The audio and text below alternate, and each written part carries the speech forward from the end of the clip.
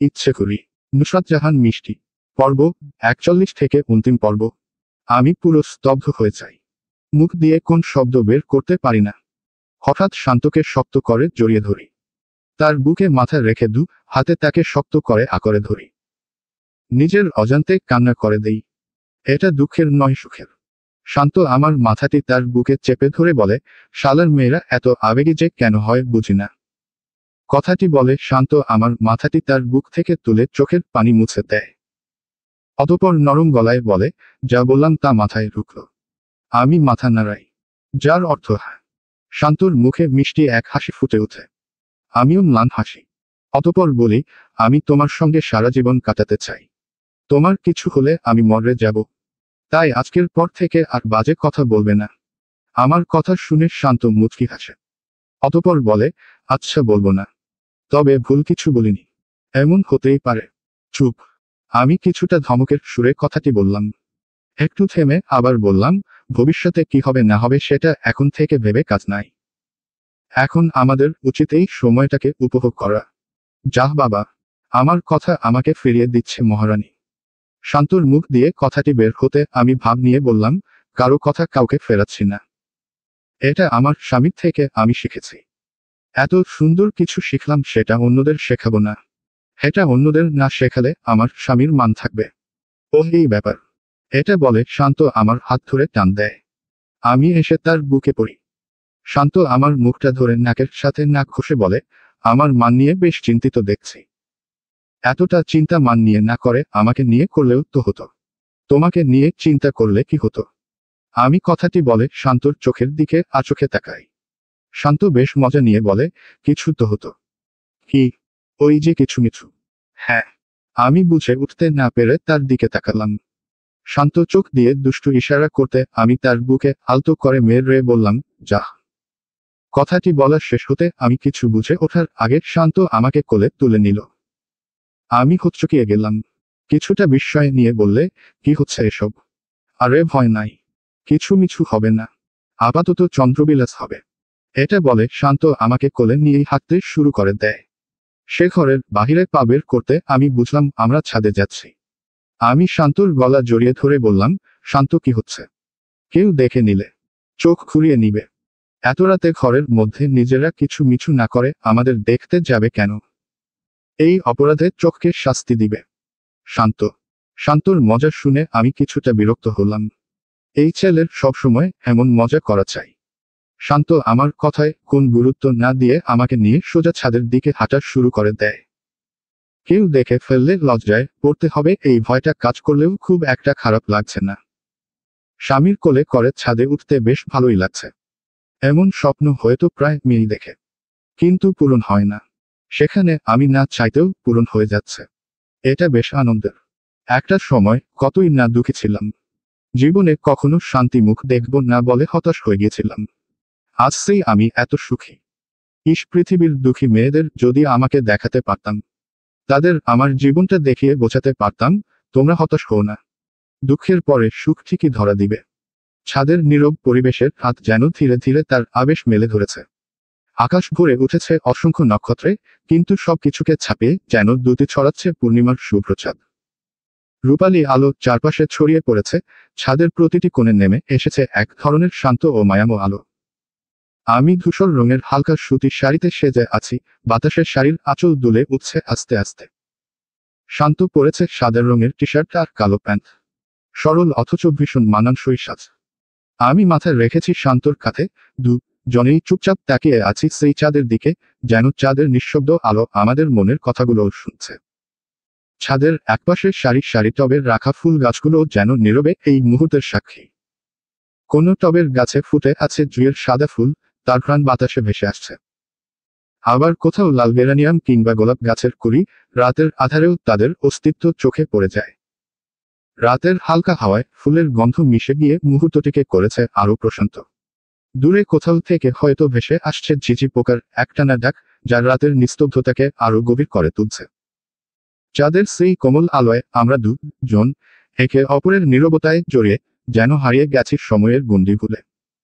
শুধু চাঁদ, রাত আর আমাদের জানার নীরব ভালোবাসায়। নীরবতা ভেঙে আমি শান্তকে বললাম, পরিবেশটা খুব সুন্দর তাই না? হ্যাঁ, তবে তার চেয়ে বেশি সুন্দর তুমি। শান্তর কথা শুনে আমি মুচকি হাসলাম। নরম গলায় বললাম, যে যাকে ভালোবাসে সে তার চোখে সেরা সুন্দরী। তাই এত সুন্দর পরিবেশের মাঝেও তোমার আমাকে বেশি সুন্দর লাগছে। তো তোমার আমার থেকে বেশি ওই চাঁদকে সুন্দর মনে হচ্ছে বুঝি? শান্তর মজার সুরে বলা কথাটি শুনে আমি শব্দ করে হেসে দিলাম। হাসি মুখেই বললাম, একদম না। চাঁদের থেকে তুমি অবশ্যই বেশি সুন্দর। ওই চাঁদের তো আলো নেই, কিন্তু তোমার রয়েছে। একটু থেমে আমি আবার বললাম, শান্ত নামের ছেলেটি তার আলো দিয়ে পুষ্পের অন্ধকার সরিয়ে দিয়েছে। কিন্তু ওই চাঁদ চাইলেও এটা করতে পারবে না। সেজন্য অবশ্যই শান্ত চাঁদের চেয়ে বেশি সুন্দর। আচ্ছা, এটা বলে শান্ত আমার ডান হাতটি ধরে আমার আঙুল নিয়ে খেলা করছিল। এটা দেখে আমি বললাম, বাচ্চামো স্বভাব যাবে না। না, না। শান্ত স্বাভাবিক গলায় কথাটি বলে। আমি কিছুটা মজা করেই বললাম, হ্যাঁ, 2 দিন পর বাচ্চার বাপ হয়ে যাবেন। আর তিনি এখনো বাচ্চামো করে বেড়াচ্ছে। এজন্যই তো করছি। আমার বাচ্চার সঙ্গে তো বড়দের মতো আচরণ করা যাবে না। হ্যাঁ, অবশ্য বউয়ের সঙ্গে যায়। তা করব নাকি বড়দের মতো আচরণ? শান্তর শেষ কথাগুলোর ভাবার্থ বুঝতে পেরে আমি কিছুটা বিরক্ত হয়ে বললাম, আবার শুরু করলে? শেষ করলাম কখন? আমি তো শেষ করতেও চাই না। শান্তর কথা শুনে আমি আর জবাব দিলাম না। আমি এই সুন্দর পরিবেশটা উপভোগ করছিলাম। সেই মুহূর্তে শান্ত বলে, আচ্ছা পুষ্প, ধরো আমার ছোটবেলার ক্রাশ আমার জীবনে ফিরে এলো। তখন তুমি কি করবে? ছোটবেলার ক্রাশ মানে? আমি কিছুটা অবাক হয়ে কথাটি জিজ্ঞেস করলাম। শান্ত স্বাভাবিকভাবে বলল, আরে থাকে না। ছোটবেলার তো সবার কম বেশি ক্রাশ থাকে। আমি সেই ক্রাশের কথা বলছি। ওর নাম কি? আমি কিছুটা বিরক্ত হয়ে বললাম। এতক্ষণে শান্তর কাঁধ থেকে মাথাটি সরিয়ে নিয়েছি। এটা দেখে শান্ত আমার দিকে তাকায়। হাসি আটকানোর চেষ্টা করে বলে, ওর নাম শ্রাবণী ছিল। আমাদের ক্লাসের সবচেয়ে সুন্দরী মেয়ে। ছোটবেলায় এত সুন্দরী ছিল। না জানি এখন কত সুন্দর হয়েছে। শান্ত। আমি কিছুটা চিৎকার করে বলি। এটা শুনে শান্ত হাসি আটকাতে না পেরে বলে, কোথায় জানি পুড়ছে। মোটেও না। আমি নিজেকে সামলানোর চেষ্টা করে বলি। শান্ত তৎক্ষণাৎ বলে উঠে, পুড়ছে পুড়ছে। পোড়া ভালো। না পুড়লে বুঝবে কিভাবে বউয়ের সঙ্গে আছি না অন্য কারোর সঙ্গে। তার মানে তুমি মজা করছিলে? আমি কথাটি বলতে শান্ত মাথা নাড়ায়। আমি তার গায়ে কয়েকটি মেরে বলি, বদমাশ ছেলে। শান্ত আমার কাণ্ড দেখে শব্দ করে হাসতে থাকে। অতঃপর বলে, হবে নাকি? কি? কিছু মিছু। এটা বলে শান্ত আবার হাসতে থাকে। আমি বোকা হয়ে তার দিকে তাকিয়ে থাকি। শান্ত হাসতে হাসতে বলে, অনেক রাত হলো। এবার যাই। আমি মাথা নাড়াই। শান্ত উঠে দাঁড়ায়। আমি উঠে দাঁড়াই। আমি পা বাড়াতে নিলে শান্ত হাত ধরে। আমি থেমে তার দিকে তাকাই। শান্ত বলে, নিয়ে যেহেতু আমি এসেছি সেহেতু ঘরে নিয়ে যাওয়া আমার দায়িত্ব। আমি কিন্তু দায়িত্বজ্ঞানহীন নই। তোমার অবশ্য মনে হতে পারে আমাকে দায়িত্বজ্ঞানহীন। তবে এসব ক্ষেত্রে আমি অনেক দায়িত্বশীল। এটা বলে শান্ত আবার আমাকে কোলে তুলে নেয়। আমি তার গলা জড়িয়ে ধরে লাজুক হাসি দেই। শান্ত আমাকে নিয়ে নিচে নামতে শুরু করে। শান্ত আমাকে কোলে করেই ঘর অবধি নিয়ে এসে ঘরে এসে আমার কানের কাছে মুখ নিয়ে বলে, ভালোবাসবো। আমি কিছুটা অবাক হয়ে বলি, সবসময় অনুমতি নিতে হবে? হ্যাঁ, অবশ্যই। নিজের ইচ্ছে নিয়ে ভাবলে তো চলবে না। সঙ্গীর ইচ্ছেও ভাবতে হবে। হ্যাঁ, সঙ্গী না চাইলে নিজেকে কষ্ট দিতে না চাইলে অবশ্যই সঙ্গী যাতে চাই সেই ব্যবস্থা করতে হবে। এটা স্বামীর দায়িত্ব বলে আমি মনে করি। শান্তর কথা শুনে আমি খুশি হলাম। তবে কিছুটা ভাব নিয়ে বললাম, তাহলে আমি রাজি না। আমাকে রাজি করাও। এটা শুনে শান্ত হেসে দেয়। অতঃপর বলে, আচ্ছা। এটা বলে শান্ত আমাকে নামিয়ে দেয়। অতঃপর গিয়ে ঘরের দরজা বন্ধ করে। দরজা বন্ধ করে এসে বিছানার একপাশে শুয়ে পড়ে। আমি এটা দেখে হতভম্ব হয়ে যাই। আমি কিছুটা আমতা আমতা করে বললাম, তুমি শুয়ে পড়লে যে? তো কি করব? তুমি তো রাজি নও। তাই এখন ঘুমিয়ে পড়ি। এটা বলে শান্ত উল্টো দিকে মুখ করে চোখ বন্ধ করে নেয়। আমি এটা দেখে বোকার মতো তার দিকে তাকিয়ে থাকি। এটা কি হলো? 2 মিনিট ভাবার পর আমি বুঝলাম, শান্ত জানে আমি কথাটি মজা করে বলেছি। তাই ইচ্ছে করে এটা করছে। এটা বুঝতে পেরে আমি বিছানায় উঠে গেলাম। আমি গিয়ে শান্তর ঘাড়ে হাত রাখতে সে ঘুরে আমাকে গভীর আলিঙ্গনে জড়িয়ে নিল। অতঃপর আমার কানের কাছে মুখ নিয়ে বলে, ভালোবাসবো। আমি সম্মতি দিতে শান্তর মুখে অন্যরকম হাসি ফুটে ওঠে। সে আমার চোখে চোখ রেখে ধীরে ধীরে এগিয়ে আসে। অতঃপর বেশ কিছুদিন কেটে যায়। আজকাল সময় এত দ্রুত কেটে যাচ্ছে যে টেরই পাচ্ছি না। সকালে উঠে নাস্তা বানিয়ে খেয়ে অফিসে বের হয়ে যাওয়া, অফিস শেষে শান্তর আমাকে নিয়ে আসা, সেই সময়ে দুজন একটু বাহিরে ঘুরে আসা, বাড়ি ফিরে একসঙ্গে রান্না করা, সেই সঙ্গে ফোনে বাবা মাকে সময় দেওয়া। এভাবেই দিন কেটে যাচ্ছে। আজও মায়ের সঙ্গে কথা বলছিলাম আর রান্নার জোগাড় করছিলাম। শান্ত পাশে বসে হাতে হাতে কাজ করছিল। সেই মুহূর্তে মা বলল, তোমরা বাসায় আসবে কবে? অনেকদিন তো হলো গিয়েছ, এবার 2 দিনের ছুটি নিয়ে চলে আসো। আর ভালো লাগছে না? হ্যাঁ মা, আমিও ভাবছি যাব, কিন্তু অফিস থেকে ছুটি পাবো কি না জানি না। আসলে বদলির আবেদন করেছি তো, সেটা নিয়ে কথাবার্তা চলছে। এই মুহূর্তে ছুটি হয়তো দিবে না। আমার মুখ দিয়ে এই কথা বের হতে মাকে কিছু বলতে না দিয়ে বাবা বলে, হ্যাঁ এখন কত অজুহাত থাকবে? অজুহাত দিলে অজুহাতের অভাব নেই। আসতে চাও না সেটা বললেই হয়। আমি আসলে আপনি খুশি হবেন বাবা। আমি কথাটি বলতে বাবা থেমে যায়। মা বোধহয় বাবার মুখের দিকে তাকিয়ে হেসে দিল। আমি তার হাসির শব্দ পেলাম। বাবা আমতা আমতা করে বলে, তোমরা আসো বা না আসো তাতে আমার কি? শান্তর মা তোমাদের কতদিন দেখে না বলে আফসোস করছিল, তাই আমি বললাম। ওহ এই ব্যাপার। আচ্ছা বাবা, আমি মাকে ম্যানেজ করে নিচ্ছি। আমি ছুটি না পেলে মা আমাকে কখনোই জোর করবে না যেতে। সে বিষয়টা ঠিক বুঝবে। এটা শুনে বাবা বোধহয় বোকা ছিল, তবে সেটা স্পষ্ট শুনতে পেলাম না। মায়ের গলায় শুনলাম, চুপ করবে তুমি? সরাসরি বললেই তো পারো যে তুমি চাও ওরা যাতে আসে। আশ্চর্য, আমি চাইবো কেন? আমি তো তোমার কথা ভেবে বললাম। বাহ, যার জন্য করি চুরি সেই বলে চোর। ওহ এই ব্যাপার। বাবা, মায়ের খুনসুটি শুনে আমি এদিকে বসে হেসে দেই। শান্ত আমার মুখের দিকে তাকিয়ে বলে, আমার বাবা, মাকে নিয়ে বেশ মজা পাচ্ছ দেখছি।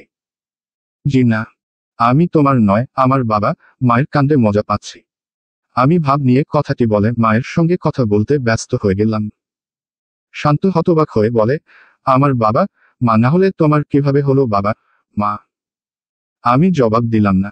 শান্ত আমার মাথার চুল এলোমেলো করে দিয়ে বলল, এবার মজা পাইছ? শান্ত। আমি রাগ নিয়ে তাকালাম। এবার আমাদের কাণ্ডে মা হেসে দিল। আমি মায়ের হাসি শুনে লজ্জা পেয়ে ফোন কেটে দিলাম। শান্ত এটা দেখে শব্দ করে হেসে দিল। আমি শান্তর হাসি দেখে তার গায়ে আলু ছুঁড়ে মারলাম। শান্ত আলুটা ধরে বলে, বাহ, এখন স্বামী নির্যাতন চলছে। করো করো, তোমাদেরই দিন। স্বামী নির্যাতন করলে তো আর জেল ফাঁসি হবে না। ওহ এখন আমি অত্যাচার করছি? আমি চোখগুলো ছোট ছোট করে তার দিকে তাকালাম। শান্ত মাথা নাড়িয়ে বলল, অত্যাচার করছো না তো? তবে? এটা বলে আমি শান্তর দিকে এগিয়ে যেতে সে উঠে দৌড় দিল। আর বলল, পৃথিবীর প্রত্যেকটা বউয়ের মাঝে একটা রণচণ্ডী থাকে। আমার বউয়ের সেটা জেগে উঠে। পালাই ভাই। শান্ত। শান্ত ছুটে চলে গেল।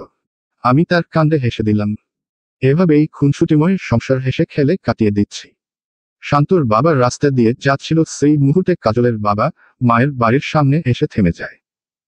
কাজলের মা এবং প্রতিবেশী এক মহিলার প্রচণ্ড ঝগড়া হচ্ছে। এসব দেখে সে হতভম্ব হয়ে যায়। কাজলের মা রাগান্বিত গলায় বলে, হ্যাঁ হ্যাঁ, আমার খেয়ে কাজ নাই তো যে তোর বাড়ি যাব? তোর মতো চুন্নির বাড়ি? তুই ভুলেও আমার বাড়ি আসবি না। তোর মতো চুন্নির পা যাতে আমার বাড়ি না পড়ে। ও হতেন, আমি চুন্নি। তুই যে কত ভালো সেটা সবাই জানে। এই পাড়ায় কে না জানে তোর গুণকীর্তন। মহিলাটি জবাবে এসব বলল। তাদের অবশ্য অন্যরা থামানোর চেষ্টা করছে, ধরে রেখেছে, নয়তো এখন চুলোচুলি বাঁধত। কাজলের মা এটা শুনে নিজেকে ছাড়িয়ে যেতে নেয়। আর মুখে বলে, ও মা, আমার গুণকীর্তন? তোর কি? তোর মেয়ে যে লাং ধরছে এটা কে না জানে? বিয়ের আগে পেট হয়েছে, আমরা কি এসব জানি না? তাও তো ভালো, আমার মেয়ে তার পাশে মা পেয়েছে। তোর মতো নাকি, যে মা হয়ে নিজের মেয়েকে অক্ষম প্রমাণ করে, মেয়ের নামে বদনাম দেয়। তুই যে পুষ্পের নামে বদনাম ছড়াইছিস এটা কে না জানে? সবকিছু তো সবার চোখের সামনে। এখন তো পুষ্পর বিয়ে হয়েছে। একই পাড়ায়, বিয়ে না হলে তো তুই বলতি তোর মেয়ে হিজড়া, সে তাদের দলে যোগ দিচ্ছে। একই এলাকায়, বিয়ে না হলে তো আমরা জানতামই না তুই কত নোংরা।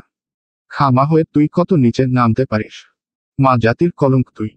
আবার বড় কথা কও। বড় কথা কাকে বলিস? তোর মেয়ে এই পাড়ায় বিয়ে করে তোর মুখে ছামা খসে দিচ্ছে না। বেশ হয়েছে, এবার বাচ্চাটা হোক, তারপর দেখব তুই এই পাড়ায় মুখ দেখাস কোন শরমে। মহিলা এবং কাজলের মা দুজনেই গালাগালি করছে। শান্তর বাবা এসব শুনে হাঁটা ধরছিল, তবে পুষ্পের নাম শুনে দাঁড়িয়ে যায়। মহিলা আবার বলে, তোর আবার আছে লজ্জা শরম? আমিও বাকি বলি, লজ্জা থাকলে যে মেয়েকে এত অপবাদ দিলি সেই মেয়ের বিয়েতে গিয়ে আবার নোংরামি করতে পারতি না? দেখেছি না সেখানে গিয়ে সবাইকে কিভাবে মেয়ের নামে দোষ বললি। দেখ মা, তোর এই অপকর্ম তোর মেয়ে কাজলের উপর পড়ে কিনা। পুষ্প মা হবে কিন্তু কাজল হবে না, বাজা হবে। তোর মতো, তোর মেয়ে না। খা, তোর এত বড় সাহস তুই আমার মেয়েকে অভিশাপ দিস? তোরে আমি।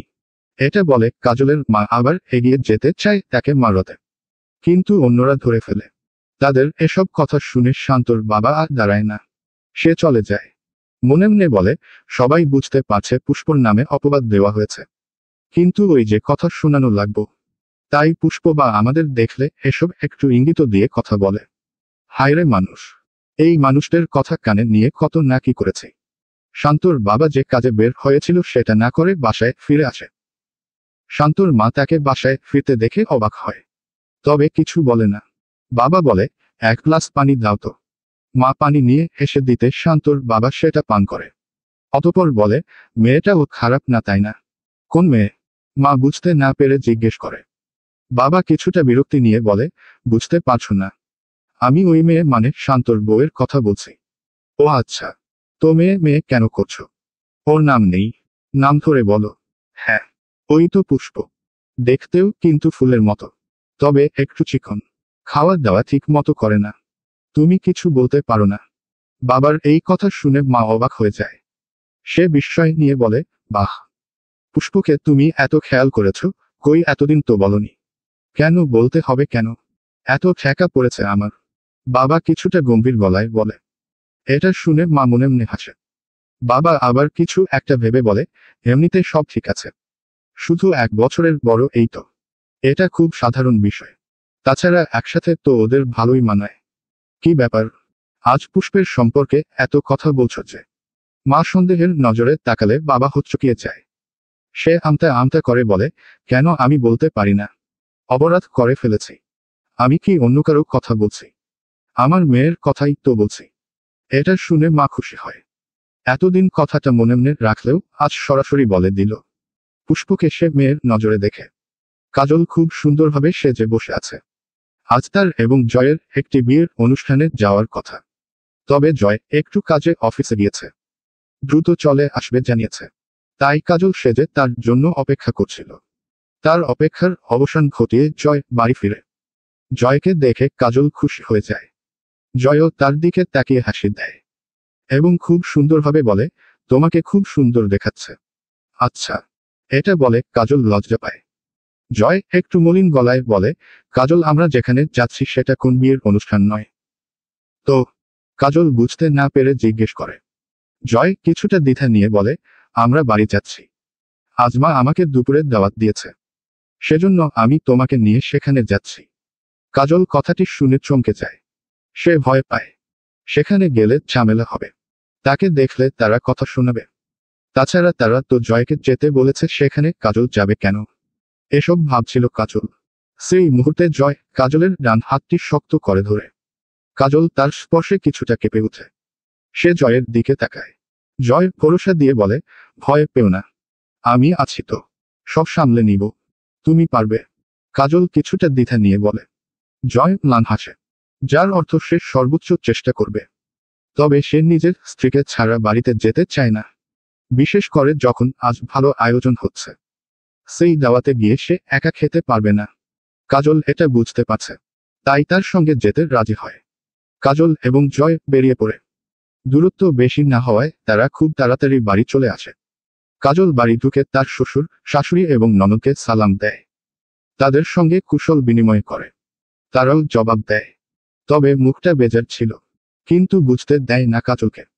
তারা কাজলের সঙ্গে বেশ ভালোভাবে কথা বলে। একত্রে সবাই সেখানে দুপুরের খাবার খায়, অতঃপর গল্প করে। গল্পের ফাঁকে কাজলের ননদ বলে, যা হওয়ার তা হয়ে গেছে। বলছিলাম কি জয়, তোরা আবার বাড়িতে চলে আয়। বাবা মা আর ভাবির সঙ্গে ঝামেলা করবে না, তারা তাদের ভুল বুঝতে পেরেছে। তাছাড়া তুই ছাড়া বাবা মায়ের কে আছে? তারা ভীষণ কষ্ট পায়, তুই দূরে আছিস তাই। জয় তার আপার কথা শুনে। কাজল তাদের ব্যবহারে খুশি হয়, তাই সে এই প্রস্তাবে রাজি হতে চাচ্ছিল। সে চায় না দূরত্ব, কিন্তু জয় তাকে অবাক করে দিয়ে বলে, যেভাবে আছে সবটা সেভাবে থাকুক না। আমরা তো বেশ আছি, একসঙ্গে থাকলেই মন কষাকষি হবে, তার চেয়ে দূরে থাকাই ভালো। এখানে জয়ের বাবা মাও তাকে মিষ্টি করে বোঝাতে চায়, কিন্তু জয় রাজি হয় না। জয়ের রাজি হওয়ার কোন চান্স না দেখে তারা তাদের স্বরূপে ফেরত চলে আসে। জয়ের মা রেগে বলে, এই কালনাগিনী তোকে কি দিয়ে বশ করলো যে তোর এখন আর আমাদের ভালোই লাগে না? ও বশ করেনি, কিন্তু তোমরা যে শুধরানোর নয় সেটা আমি বুঝে গেছি, তাই রাজি হইনি। দেখো কয়েক মিনিটে তোমরা আসল রূপে ফিরে এলে। জয়ের কথা শুনে কাজল অবাক হয়ে তার দিকে তাকায়। জয়ের বাবা মা বোন তার উপর রাগ ঝাড়ে, সব বাজে কথা কাজলকে বলে। কাজল আজ আর জবাব দেয় না, তার হয়ে জয় জবাব দিয়ে দিচ্ছে। এটা দেখে কাজলের খুব ভালো লাগে। কাজলের নিজেকে আজ পরিপূর্ণ মনে হচ্ছে। আমি অফিসে সিনিয়রের সঙ্গে কথা বলে বের হতে রায়ানের মুখোমুখি হই। সে আমাকে দেখে ব্যঙ্গ করে, তার সুখী সংসারের গল্প করে। এটা দেখে আমি কিছুটা বিরক্ত হয়ে বলি, আমার বদলির পথে বাধা না হয়ে দাঁড়িয়ে বরং বদলিতে সাহায্য করুন, তাহলে আর আপনাকে কষ্ট করে আমাকে দেখে জ্বলতে হবে না। না, দুঃখী সংসারের গল্পকে সুখী বলে চালাতে হবে, এত কষ্ট করতে হবে না। এই তোমার মনে হয় কি বলতো? একমাত্র সংসার জীবনে তুমিই খুব সুখী আছো। রায়ানের রাগান্বিত গলার কথা শুনে আমি হেসে জবাব দিলাম, হ্যাঁ, আমি সুখী আছি। আর আমার মতো যারা সুখী তারা কখনো অন্যকে জ্বালাতন করার চেষ্টা করে না। চেষ্টা করে আপনার মতো লোকেরা যারা ব্যক্তিগত জীবনে সুখী নেই। এটা বলে আমি চলে যাই। রায়ান আমার কথা শুনে হতভম্ব হয়ে যায়। সে কিছুটা ভাবনায় পড়ে যায়। সত্যি তো তাই, সংসার জীবনে সে ভালো নেই। তার সঙ্গে তার স্ত্রীর মানসিকতা মিলে না, তার পরিবারের সঙ্গেও স্ত্রীর বনিবনা হচ্ছে না। সব মিলিয়ে সে অশান্তিতে আছে। তাই সে এখন পুষ্পের ভালো থাকাটা মেনে নিতে পারছে না। এসব ভেবে রায়ান ছুটির সময় রাস্তায় আমার পথ আটকে দাঁড়ায়। সে কিছুটা নরম গলায় বলে, পুষ্প তুমি ঠিকই বলেছ, আমি ভালো নেই। বিশ্বাস করো ভালো নেই, কারণ আমার স্ত্রী তোমার মতো স্বচ্ছ নয়। সে এত ভালো নয়। তুমি আমাকে রিজেক্ট করে আমার জীবনটা শেষ করে দিয়েছ। রায়ান আপনি এসব কি বলছেন? আমি বিরক্তি নিয়ে কথাটি বললাম। এটা শুনে রায়ান বলে, আমি ঠিকই বলছি। তুমি যদি সেদিন রাজি হতে তাহলে আমার জীবনটাও সুন্দর হতো। আমরা ভালো থাকতাম, খুব ভালো থাকতাম। এখন এসব বাজে কথা বলার সময় নয়। আপনি বাড়ি যান এবং নিজের স্ত্রীকে সময় দিন। দুজনে দুজনের মনের কথা শেয়ার করুন। দেখবেন নিজেদের মাঝে সমস্যাটা চিহ্নিত করে আপনারা সেটা শেষ করতে পারবেন। এই কথা বলে আমি চলে আসতেছিলাম, সেই মুহূর্তে রায়ান আমার হাত ধরে ফেলে। আমি হকচকিয়ে যাই। বিরক্তি নিয়ে রায়ানের দিকে তাকাতে রায়ান বলে, প্লিজ আমার সঙ্গে এক কাপ কফি খাবে? সেই সময়ে শান্ত রিকশা নিয়ে আমাদের কাছে আসে। শান্ত আমার হাতের দিকে তাকায়, যেটা রায়ান ধরে রেখেছিল। শান্তকে দেখে রায়ান হাত ছেড়ে দেয়। অতঃপর বলে, তুমি ভুল বুঝো না শান্ত, এখানে তুমি যা ভাবছো তেমন কিছুই হয়নি। আমি আপনার মতো নই, নিজের স্ত্রীর চোখের ভাষা পড়ার ক্ষমতা রাখি। এটা বলে শান্ত রিকশা থেকে নামে, আমার হাতটি ধরে। আমি খুশি মনে শান্তর দিকে তাকাই। শান্ত রায়ানকে উদ্দেশ্য করে বলে, অনুমতি ছাড়া অন্যের স্ত্রীর হাত ধরার স্বভাব পরিবর্তন করবেন। এটা আপনার সঙ্গে যায় না। কারো অনুমতি ছাড়া তাকে স্পর্শ করলে, বিশেষ করে কোন মেয়ের কেমন অনুভূতি হয় সেটা আপনি বুঝেন না। এটা বোঝার চেষ্টা করুন। আপনার তো স্ত্রী আছে, গিয়ে তাকে জিজ্ঞেস করুন। আপনি ব্যতীত অন্য কেউ তার হাত ধরলে তাও জোর করে, তাহলে তার কেমন অনুভূতি হবে? শান্ত তুমি একটু বেশি ভাবছ। জি না, বরং আপনি এটা ভাবছেন না আপনি অন্য কারো স্ত্রীকে অসম্মান করলে কেউ আপনার স্ত্রীকে সম্মান করবে না। আপনার কর্মফল সে পাবে। এটা একজন সুপুরুষের সঙ্গে যায় না, তাই এটা মাথায় রাখবেন। এই কথা বলে শান্ত আমাকে নিয়ে রিকশায় উঠল। রাগান্বিত চোখে রায়ানের দিকে কয়েক মুহূর্তে তাকিয়ে মুখটা ঘুরিয়ে নেয়। রিকশা আমাদের বাড়ির দিকে চলতে শুরু করে। শান্ত কিছুটা রাগ নিয়েই বলে, তোমাকে আর বদলি নিয়ে এদিক সেদিকে যেতে হবে না। আমি বাবাকে বলে ব্যবস্থা করছি, যত তাড়াতাড়ি আমরা এখান থেকে চলে যাব। এই কথা শুনে আমি শান্তর চোখে চোখ রাখি। কিছুটা মজা করেই বলি, কেন অন্যত্র রায়ানের মতো মানুষ নেই বুঝি? আছে। তো রায়ানের হাত ধরায় মজা পাচ্ছিলে বুঝি? শান্তর রাগ নিয়ে বলা কথাটি শুনে আমি হেসে দেই। মিষ্টি গলায় বলি, তোমার মাঝে এখন স্বামী স্বামী ভাব দেখা যাচ্ছে। বেশ কিছুদিন কেটে যায়। অতঃপর আমার বদলি কনফার্ম হয়। যদিও এজন্য অনেকটাই কষ্ট করতে হয়েছে। তবে এবার আমি বাবা মায়ের সঙ্গে থাকতে পারবো এটা ভেবেই খুশি। শান্তও যাবে। সেখানেই সে নতুন শোরুম দিবে। তাই বলে এখানের দোকান বন্ধ হয়ে যাবে না। এটাও চলবে। পলাশ এবং রবির সঙ্গে আরো 4 জন ইতিমধ্যে কাজে নিয়েছে। দোকানের সংখ্যা বেড়েছেও। 2টা দোকান। এগুলো তারাই দেখবে। পলাশের সঙ্গে শান্তর বন্ধুত্বটা একটু বেশি গাঢ় হয়েছে। তাই তাকে সব দায়িত্ব দিয়েছে শান্ত, সে তো মাঝে মাঝে এখানে আসবেই। তবে বাকির সময়টা পলাশকেই সবটা দেখতে হবে। আমি অবশ্য এই বিষয়ে কিছুটা দ্বিধায় ছিলাম। যতই বন্ধু হোক সে তো বাহিরের। তাকে এত বিশ্বাস করা যায়? এই বিষয়ে শান্তর সঙ্গে কথা হলে সে বলে, আমি মানুষ চিনি। হ্যাঁ জানি। তবে আমি চিনি না। আমার এত সহজে কাউকে ভরসাও হয় না। আমার কথা শুনে শান্ত হাসি মুখে আমার চোখে চোখ রাখে। অতঃপর বলে, স্বার্থপর এই দুনিয়ায় মানুষকে পুরোপুরি বিশ্বাস করা উচিত নয়। তবে আমি করছি। পলাশ খুব ভালো ছেলে। আমার বিশ্বাস সে আমার ব্যবসায় যেটা করলে ভালো হবে সেটাই করবে। তবুও যদি সে আমাকে ঠকায় তাহলে তাতেও ক্ষতি নেই। কেউ আমার বিশ্বাস ভেঙে দিয়েছে এর মানে এটা নয় ওখানে শুধু আমি পরাজিতই হয়েছি। না, বরং ওই পরাজয়ের মাঝেও জীবনে এগিয়ে যাওয়ার জন্য অনেক বড় শিক্ষা রয়েছে। বুঝলা? আমি মাথা নাড়ালাম। শান্তর সব কথাই বুঝি। তবে আমার এবং শান্তর ভাবনা এক নয়। জীবনকে আমরা একভাবে দেখি না। তাই আমার একটু সন্দেহ লাগছে। সত্যি বলতে আমি তো শান্তর মতো সহজ করে জীবনকে দেখি না। এটা বুঝতে পেরে শান্ত আমার মাথার চুলে বেনি করতে করতে বলে, আমি তো আছি। আমি তোমাকে জীবনটাকে সহজভাবে চিনিয়ে দিব। অবশেষে আমরা আমাদের বাড়িতে পা রাখলাম। হ্যাঁ, আমাদের বাড়ি। এটা এখন শুধু শান্তর বাড়ি নয়, আমারও বাড়ি। এই বাড়িকে আমার বাড়ি ভাবতে আমাকে সাহায্য করেছে বাবা, মা, শান্ত সবাই। তারা আমাকে আপন করে নিয়েছে বলেই আমি সবটা এত সহজে আপন করতে পেরেছি। নিজের করতে পেরেছি। এখানে আমি অনেক ভাগ্যবতী। একটা সময় নিজেকে সবচেয়ে দুর্ভাগা মনে হতো। আজ নিজেকেই সবচেয়ে ভাগ্যবতী মনে হয়। একটি মেয়ের জীবনে আর কি চায়? মেয়েরা বড় হওয়ার সঙ্গে সঙ্গে তাদের সংসারের স্বপ্ন দেখানো হয়। সেখানে দাঁড়িয়ে প্রতিটি মেয়েই একটি সুস্থ, সুন্দর সংসারের স্বপ্ন দেখে। বিয়ের পর তার একটি ঘর হবে। যেই ঘরটা তার খুব আপন হবে। সেই ঘরের প্রতিটি মানুষ তার হৃদয়ের খুব কাছের হবে। এটাই তো চায় প্রতিটি মেয়ে। কিন্তু সবাই পায় না। এজন্যই তো সবাই বলে সংসার খুব কঠিন জিনিস। এখানে শ্বশুর, শাশুড়ি বাবা মা হতে চায় না, আবার যারা বাবা মা হতে চায় তাদের বৌমা তাদের বানাতে চায় না। দুই পক্ষের এই অমিলের সংসারটা হয়ে ওঠে একটি যুদ্ধক্ষেত্রের মতো। সবার কাছে আতঙ্কের এই সংসার জীবন। সেখানে আমি সত্যি খুব ভাগ্যবতী। নিজের এই সুখকে নিজেরই মাঝে মাঝে হিংসা হয়। মন বলে, ইস আমার না নজর লেগে যায়। হ্যাঁ, নজর লাগার ভয়টাও বেশ আছে।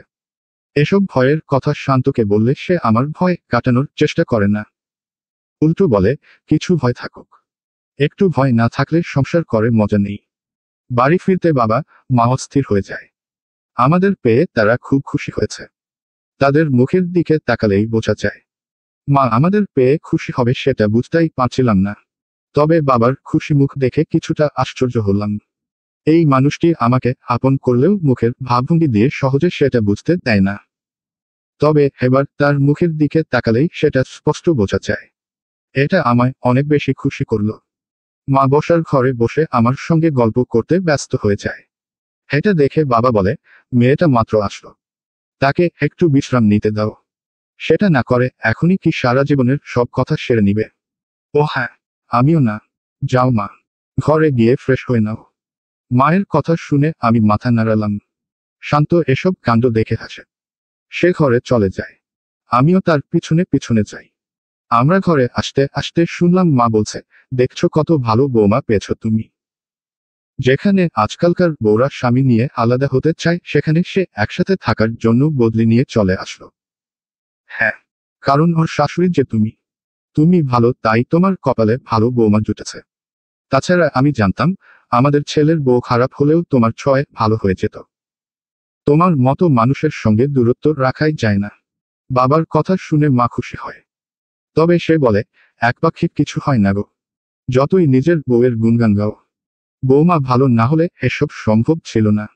বাবা মাথা নাড়ায়। সে মুখে কোন জবাব দেয় না। আমি এসেছি শুনে পাড়ার অনেকে দেখতে এসেছে। তারা মায়ের সঙ্গে গল্প করছিল। আমি সবার জন্য চা বানাতে রান্নাঘরে চলে গেলাম। সেই সময়ে এক কাকিমা বলে, ভাবি তোমার বউ কি বেড়াতে এলো, নাকি সবসময়ের জন্য থাকবে? একেবারে চলে এসেছে, এখন থেকে এখানেই থাকবে। মা খুব গর্বের সঙ্গে কথাটি বলেন। তার এই গর্বিত মুখের অর্থ, সে খুব ভালো ছেলের বউ পেয়েছে, যেটা তাকে আজ গর্বিত করছে। এটা শুনে এক কাকিমা বলে, প্রথম প্রথম অমন সবাই বলে, দেখো কয়দিন থেকে চলে যায় কিনা। না, ও এখানেই থাকবে। সেজন্য তো বহু কষ্ট করে বদলি নিয়েছে আমাদের সঙ্গে থাকার জন্য। পুষ্প খুব ভালো মেয়ে, সবার সঙ্গে মিলেমিশে থাকতে চায়। মায়ের এই কথার সঙ্গে অন্য একজন সম্মতি জানায়। সে বলে, হ্যাঁ, মেয়েটা খুব ভালোই। একই পাড়ায় তো রয়েছি এতকাল, কখনো মেয়েটাকে কারোর সঙ্গে খারাপ ব্যবহার করতে দেখিনি। তার মাঝে কোন খারাপ কিছুই দেখিনি। দেখতে শুনতেও ভালো। হঠাৎ শুনলাম বিয়ের প্রস্তাব নিয়ে গেলে তার মা ফেরত পাঠিয়ে দেয়। সেই থেকেই যত খারাপ কিছু শুনি, মেয়ের সমস্যা আছে, এই সেই। আমার তো মনে হয় ওর মা ইচ্ছা করে এসব ছড়িয়েছে। যতদূর জানি ও তো তাদের আসল মেয়ে, পালিত মেয়ে। হ্যাঁ, হবে হয়তো। নয়তো মেয়েটার মাঝে এত সমস্যা থাকলে সেটা এতকাল ধরা পড়েনি, হুট করে পড়ল। তার মা বলেছে, আর সবাই ছড়িয়েছে। নয়তো মেয়েটাকে দেখে আমারও কখনো মনে হয়নি এর মাঝে কোন সমস্যা আছে। অন্য একজন তার কথায় সম্মতি জানায়। এসবের মাঝে আমি চা নিয়ে হাজির হই। তারা আমার হাত দিয়ে হাসি মুখে চা নেয়। মা আমাকে বলে, পাশে বসো পুষ্প। মায়ের কথায় আমি তার পাশে বসলাম। সবাই খুব গল্প করল। এক পর্যায়ে একজন বলে, শান্ত স্বামী হিসাবে কেমন? আগে তো দেখতাম খুব আড্ডা দেয়, এখন তো শুনছি রাতে ঘর থেকে বেরি হয় না। তোমার ছোঁয়া পেয়ে অবশেষে ভালো হয়েছে। ও আগে থেকেই ভালো ছিল। ওর আড্ডা দেওয়ার বয়সে আড্ডা দিয়েছে, এটা কখনোই খারাপ দিক হতে পারে না। তাছাড়া বাকি যে ওকে মারামারি করতে দেখতেন সেখানেও কিন্তু আপনারা ভুল ধারণা করেছেন। আপনারা শুধু তাকে মারতে দেখে তার সম্পর্কে একটা খারাপ ধারণা পোষণ করে নিয়েছেন। কিন্তু যদি তার সেই মারামারির কারণটা জানতেন বা সেখানের পুরো ঘটনা শুনতে, তাহলে হয়তো এটা হতো না। কিন্তু আপনারা সেটা করেন না। আপনারা মানুষকে উপর থেকে দেখেই সব নিজেদের মতো সাজিয়ে নেন। এখানেই ভুল। আমার কথা শুনে সবাই হতভম্ব হয়ে যায়। সবার চোখ আমার দিকে তাকিয়ে বুঝতে পেরে আমি হেসে আবার বলি, শান্ত আপাদমস্তক পুরোটাই একজন ভালো মানুষ। আপনারা তার ভেতরে থাকা ভালো মানুষটিকে কখনো দেখতে চাননি, তাই দেখেননি। তবে আমি দেখেছি। আমি খুব ভাগ্যবতী যে তাকে জীবনে পেয়েছি। হ্যাঁ, তার সঙ্গে আমার বয়সের কিছুটা পার্থক্য রয়েছে। এটা নিয়ে আমিও আপনাদের মতো ভাবতাম। কিন্তু সে এত ভালো মানুষ যে তাকে হারিয়ে আমি আফসোস করতে চাইনি। সেজন্য তার মধ্যে থাকা ভালো মানুষটিকে পাওয়ার জন্য বয়স এবং সমাজ দুটোকেই একটু মাথা থেকে ঝেড়ে ফেলেছি। তাছাড়া আমি প্রথম নই যার সঙ্গে তার স্বামীর বয়সের পার্থক্য রয়েছে। হ্যাঁ, হয়তো আমারটা পুরো এলাকার সবাই জানে তাই এত কথা হয়। তবে আমি প্রথম নই। শান্তর সম্পর্কে আমার ধারণা এবং আমার কথা শুনে মা খুব মুগ্ধ হয়। তার মুগ্ধতার দৃষ্টি আমার নজর এড়িয়ে যায় না। প্রতিবেশীরা আর কথা বাড়ায় না। তারা প্রসঙ্গ বদলে অন্য প্রসঙ্গে চলে যায়। আমরাও সেটা নিয়ে কথা বলি। জয় বাড়ি ফিরতে কাজল তার সামনে এসে বলে, সারপ্রাইজ। জয় কিছু বুঝতে পারে না। সে ঘরটা ভালোভাবে দেখতে থাকে। কোথাও তো কোন বিশেষ স্বাদ নেই। জয় কিছু বুঝতে না পেরে কাজলের দিকে তাকিয়ে থাকে। কাজল খুশি মনে জয়কে জড়িয়ে ধরে। তাকে শক্ত করে জড়িয়ে ধরে বলে, সারপ্রাইজ আসছে। কি? জয় বোকার মতো আবার প্রশ্ন করে। কাজল খুব মিষ্টি করে বলে, আমাদের ঘরের নতুন সদস্য, এবং খুবই স্পেশাল সদস্য। এটা শুনে জয় বুঝতে পারে। সে খুশি হয়ে যায়। তারা দুজন বাচ্চার জন্য ট্রাই করছিল বেশ কিছুদিন ধরে। অতঃপর সেই সময়ে এসে গেল। জয় খুশিতে কাজলের কপালে চুমু দেয়। সে আনন্দের সঙ্গে বলে, সত্যি? কাজল মাথা নাড়ায়, যার অর্থ হ্যাঁ। জয় খুশিতে কাজলকে বলে, তাহলে আজ বাহির থেকে খাবার অর্ডার করি। অবশ্যই তোমার পছন্দের। কাজল মাথা নাড়ায়। যদিও কিছুদিন যাবৎ খাবার খেতে পারছে না, তবুও সে রাজি হয়। যেহেতু জয় শখ করেছে এটাই তো সংসার। এখানে স্ত্রী স্বামীর শখের কথা ভাববে, স্বামী স্ত্রীর।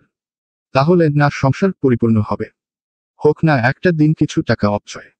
এত হিসাবি হলে জীবন চলে না। এখানে জয় এতটাই খুশি হয় যে সে নিজের খুশি তার প্রিয় মানুষদের সঙ্গে ভাগ করে নেয়। অর্থাৎ তার বাবা মাকে ফোন দিয়ে বলে। সে ভেবেছিল তারাও খুব খুশি হবে। জয় তার মাকে খুব আশা নিয়ে বলছিল, মা তুমি দাদি হতে যাচ্ছ। তবে তার মা খুশি হলো না। তার কথা শুনে জয় পুরো হকচকিয়ে যায়। সে একদম প্রস্তুত ছিল না এসব শোনার জন্য। জয়ের মা বলে, ও পোয়াতি তোর বউ। আমিও দোয়া করি একটা ছেলে হোক, সেও তোদের লাথি মেরে বউ নিয়ে চলে যাক। তাহলে না তোর বউ আমার জ্বালা বুঝবে। আমার ছেলে কেড়ে নিয়েছে, ও ছেলেও অন্য কেউ কেড়ে নিবে। মা। জয় কিছুটা চিৎকার করে কথাটি বলে। সে মাত্র তার সন্তানের আগমনের কথা শুনেছে। সেখানে এই কথা শুনেই তার মায়ের এমন কথা বলাটা সে মেনে নিতে পারছে না।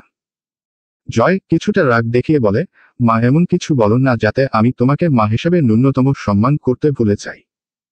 আর হ্যাঁ, তুমি যার সম্পর্কে কথা বলছো সে আমার সন্তান, আমার অস্তিত্ব। তার জন্মের আগেই অভিশাপ দিয়ে দিচ্ছ।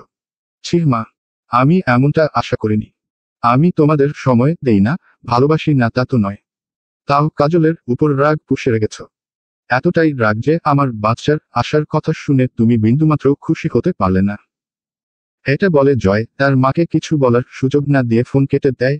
কাজল এতক্ষণ দরজার কাছে দাঁড়িয়ে সবই শুনেছে। সে একটি দীর্ঘশ্বাস ফেলে এসে জয়ের পাশে বসে জয়কে সান্ত্বনা দিতে তাকে জড়িয়ে ধরে। জয় বিষয়টা বুঝতে পারে। তবে সে খুব ঠান্ডা গলায় বলে, তোমার এই জার্নিতে আমি ছাড়া কেউ তোমার পাশে থাকবে না। সেটা তো তুমি বুঝতেই পারছো। তাই একটু সাবধানে থাকবে। আমি অবশ্যই চেষ্টা করব তোমাদের যত্ন নেওয়ার। এই সময়টায় তুমি আমাদের পাশে থাকলেই হবে। আমাদের আর কিছু চাই না। এটা বলে কাজল জয়কে শক্ত করে জড়িয়ে ধরে। জয়ও তাকে আলিঙ্গনে আবদ্ধ করে নেয়। সে খুব খুশি, তার এই খুশিটা সে কারোর জন্য দুঃখে বদলে দিবে না। তবুও মনের কোথাও কষ্টটা রয়ে গেছে। তার মা খুশি হলো না। শান্ত আর আমার ঝগড়া হলো। খুব সামান্য বিষয় নিয়ে আমাদের এই ঝগড়া। এখন শান্ত আমার সঙ্গে কথা বলছে না। সে আমার উপর অভিমান করে রয়েছে। আমাদের বিয়ের পর এমন টুকটাক ঝগড়া বেশ বার হয়েছে। তবে প্রতিবার আমি অভিমান করে থাকতাম। শান্ত খুব সুন্দরভাবে আমার মান ভাঙাত। আমি সেটাতেই অভ্যস্ত হয়ে গেছিলাম। কিন্তু এবার সে আমার রাগকে পাত্তা না দিয়ে উল্টো নিজের রাগ করে বসে আছে। শান্ত এত সামান্য বিষয়ে রাগ করেছে, আমার সঙ্গে কথা বলছে না। এটা আমি মানতে পারছি না। তাই মনমরা হয়ে বসেছিলাম। বাবা আমার মন খারাপটা লক্ষ্য করেছে। তাই তো মাকে বলল, শান্ত আর ওর মধ্যে মনে হয় ঝামেলা হয়েছে। গিয়ে শোনো কি হয়েছে। এটা ওদের ব্যক্তিগত ব্যাপার। এখানে আমার হস্তক্ষেপ করা উচিত নয়। স্বামী স্ত্রীর মাঝে যতই হোক আমরা তৃতীয় পক্ষ। মায়ের কথা শুনে বাবা হাসে। অতঃপর বলে, হ্যাঁ তোমার কথা ঠিক। স্বামী স্ত্রীর মাঝে প্রবেশ করা উচিত নয়। কিন্তু তোমার বৌমা যে বোকা। আমার তো মনে হয় শান্তর বিষয়টা না বুঝেই মন খারাপ করে আছে। শান্ত কি চায় সেটা হয়তো বুঝতে পারছে না। তুমি গিয়ে কথা বলে দেখো। তোমাকে ওদের মাঝে প্রবেশ করতে হবে না। তুমি শুধু ওদের সমস্যাটা বুঝে ওদের কার কি চাওয়া বা কি করা উচিত সেটা বলে দিবে। বাকিটা ওরা করে নিবে। সবসময় যে আমরা ওদের মাঝে তৃতীয় ব্যক্তি হিসেবে থাকবো এমনটা তো নয়। মাঝে মাঝে কিছু সমস্যা আমাদের তো প্রয়োজন ওদের, তাই না? বাবার কথায় মা মাথা নাড়ায়। সত্যি তাই। অতঃপর সে আমার কাছে আসে। আমার পাশে বসে শান্ত গলায় বলে, মন খারাপ। আমি জবাব না দিয়ে মাকে জড়িয়ে ধরি। না চাইতেও মাকে জড়িয়ে কান্না করে দেই। মা আমার মাথায় হাত বুলিয়ে দিয়ে বলে, কি হয়েছে আমার বলো। তবে যদি আমাকে জানানোর মতো না হয় তবে বলো না। কিন্তু হ্যাঁ যদি জানানোর মতো হয় তাহলে অবশ্যই বলো। আমার মনে হলো কাউকে বললে মনটা হালকা হবে। তাই মাকে পুরো বিষয়টা বললাম। আমি কান্নারত অবস্থায় বললাম, শান্ত আমার উপর প্রচণ্ড রেগে আছে। আমি বুঝতে পারছি না আমি কি করব। শান্ত রেগে নেই। মায়ের কথা শুনে আমি বোকা হয়ে গেলাম। কিছু বুঝতে না পেরে তার দিকে তাকাতে মা আমার চোখের পানি মুছে দিয়ে বলে, এই সামান্য বিষয়ে রাগ করার মতো ছেলে শান্ত নয়। কিন্তু আমাকে থামিয়ে দিয়ে মা বলে, আমার কথা এখনো শেষ হয়নি। মায়ের কথায় বুঝলাম আমাকে চুপ থাকতে হবে। আমি তাই থাকলাম। মা বলতে শুরু করলো, শান্ত রেগে নেই। তবে ও তোমাকে রেগে আছি এমনটা বোঝাচ্ছে। কারণ ও চায় তুমি ওর রাগ ভাঙাও। এটাই সম্পর্ক। শান্ত সবসময় তোমার মান ভাঙালে তুমি তাতে অভ্যস্ত হয়ে যাবে। তারপর তুমি এমন একটা ধারণা মাথায় পুষে রাখবে যে একমাত্র তোমারই রাগ করার অধিকার আছে। আর শান্তর শুধুমাত্র তোমার রাগ ভাঙানো কাজ। এতে করে একটা সময় পর শান্ত হাঁপিয়ে যাবে। সে তোমার মান ভাঙাতে গিয়ে বিরক্ত হবে। তখন আর মান ভাঙাবে না। তখন তুমিও বিরক্ত হবে শান্ত বদলে গেছে বলে। আস্তে আস্তে সম্পর্ক খারাপ হবে। তাই শান্ত তোমাকে বোঝাচ্ছে ওরও রাগ হতে পারে। স্ত্রী হিসাবে তোমারও দায়িত্ব ওর রাগ ভাঙানো। তোমার কাজে শান্ত এবং শান্তর কাজে তুমি রাগ করতেই পারো। দুজনেরই উচিত নিজেদের ভুল বুঝে নিজেদের শুধরে নেওয়া। সেই সঙ্গে রাগ করলে রাগ ভাঙানো। শান্ত তোমাকে এটাই বোঝাতে চাইছে। কিন্তু তুমি বুঝতে না পেরে কান্না করছো। হয়তো মন খারাপ করেই বসে থাকতে। যদি তুমি এমনটা করো তাহলে শান্ত এবার সত্যি রেগে যাবে। এবার ওর রাগ করাটা কিন্তু ঠিক। তুমি ওকে বুঝতে পারছো না। এমনটা তো ও চায় না। তাই আশা করি এবার তোমার কি করতে হবে সেটা তুমি বুঝেছ। মায়ের কথা শুনে আমি তার দিকে বিস্ময় নিয়ে তাকিয়ে আছে। মা একটু থেমে আবার বলে, আবার এটা বলো না, শান্ত তো রেগে নেই। তাহলে আমি এবার খুশি থাকি। এমনটা একদম নয়। আমি যে তোমায় কিছু বলেছি তুমি এটা মাথায় রাখবে না। বরং তোমায় মাথায় এটা রাখবে শান্ত রেগে আছে। তোমাকে তার রাগ ভাঙাতে হবে। এজন্য চার দেওয়ালের মাঝে বসে তুমি কি করবে সেটা তোমার কাজ, আমার নয়। আর হ্যাঁ, আমি যে তোমায় এসব বলেছি বা তুমি আমার সঙ্গে এসব শেয়ার করেছ এটা শান্তকে বলো না। পরবর্তীতে আমার সঙ্গে কিছু শেয়ারও করবে না। এটাই কোন স্বামীরই পছন্দ হবে না। তুমি এভাবে নয়, বরং এভাবে ভাবো, শান্ত যদি তোমার কোন কাজে কষ্ট পায় এবং সে তোমার সঙ্গে ঝগড়া হওয়ার বিষয়টা অন্য কাউকে বলে তাহলে এটা তোমার জন্য কতটা সম্মান। হোক না সেটা ওর বাবা বা মা, তোমার আপনজন। তাও কিন্তু এটা অসম্মান। কোন স্ত্রী বা স্বামী চায় না তাদের মাঝের কথাগুলো অন্যরা জানুক। তাই আশা করব পরবর্তীতে তোমাকে এই ধরনের সমস্যায় কাউকে বলতে হবে না। তুমি নিজ থেকেই সমাধান খুঁজে পাবে। তবে হ্যাঁ, যদি সমাধান খুঁজে না পাও তবে চুপি চুপি আমাকে বলো। আমি এটা চুপি চুপি রাখবো। মায়ের শেষ কথা শুনে আমি হেসে দিলাম। আমি তাকে খুশি মনে জড়িয়ে ধরে বললাম, ধন্যবাদ মা। তুমি আমায় খুব সহজ করে বোঝালে। আমি আসলেই বোকা। অন্যরা হয়তো ভাববে আমি ন্যাকামি করছি। কিন্তু সত্যি বলতে আমি সত্যি এসব বুঝতে পারিনি। এত মাথামোটা আমি। তুমি মাথামোটা নও পুষ্প। তুমি ছোট থেকে যেভাবে বড় হয়েছ সেখানে দাঁড়িয়ে তোমার বয়স হলেও এতটা বুঝদার হওনি। তোমাকে হতে দেওয়া হয়নি। তাই তুমি সবটা এত সহজে বুঝতে পারছো না। এটা হয়। প্রত্যেক মানুষের চিন্তাধারা আলাদা। ব্যক্তি হিসাবে এক এক জনের এক এক রকম বড় হওয়া। এখানে দোষের নেই। মায়ের কথা শুনে আমার এত ভালো লাগলো যে বলার মতো নয়। এমন শাশুড়ি জন বা পায়। এজন্যই সবাই বলে রূপতীর থেকে ভাগ্যবতী হওয়া জরুরি। আমি সেটা হয়েছি। মা আমার মাথায় হাত বুলিয়ে দিয়ে বলে, এবার মন খারাপ দূর করে ভাবো কিভাবে আমার ছেলের রাগ ভাঙাবে। তবে হ্যাঁ, তোমাদের মাঝে বড় কোন ধরনের সমস্যা হলে অবশ্যই আমাদের জানাবে। আর সেই সঙ্গে শান্ত যদি কখনো ভুল করেও তোমার গায়ে হাত তোলার মতো গুরুতর অপরাধ করে সেটাও জানাবে। আমি জানি এটা শান্ত করবে না। তবুও করে থাকলে অবশ্যই জানাবে। এই ভুলের কিন্তু ক্ষমা হয় না। মজা বা রাগ যেভাবেই হোক না কেন এটা করা যাবে না। আশা করি এমন বোকা তুমি নও যে ভালোবাসো বলে এই অন্যায় মেনে নিবে। যদিও এটা হওয়ার চান্স নেই, তবুও বলা যায় না। এটা শুনে আমি মাকে সেদিনের কথাটা বলতে চাচ্ছিলাম।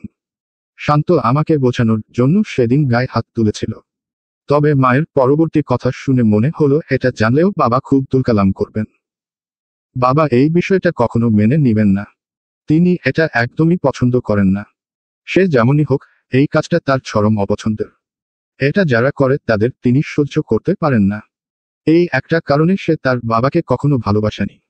কারণ তার বাবা মজার ছলে হোক কিংবা রাগের মাথায় সবসময় তার মায়ের গায়ে হাত তুলত। এতে তার মায়ের কেমন লাগছে সেটা দেখতে চাইতো না। যার জন্য এটা তার খুব অপছন্দ। আমি বুঝতে পারলাম ওই বিষয়টা শান্ত যে কারণেই করুক বাবা খুব কষ্ট পাবে। তার শিক্ষার অপমান হিসেবে দেখবেন। তাই আমি থেমে গেলাম। থাক, কিছু কথা না বলাই থাকুক। মায়ের কথা শুনে আমি মুগ্ধ। তার পুরো কথা মন দিয়ে শুনে বোঝার চেষ্টা করেছি। এমন শাশুড়ি পেলে জীবনে আর কি চাই। মা ঘর থেকে বের হলে আমি চিন্তায় মগ্ন হয়ে গেলাম, কিভাবে শান্তর রাগ ভাঙানো যায়। যদিও সে রেগে নেই, তবুও আমি তো জানি সে রেগে আছে, আর সেও চায় আমি তার রাগ ভাঙাই।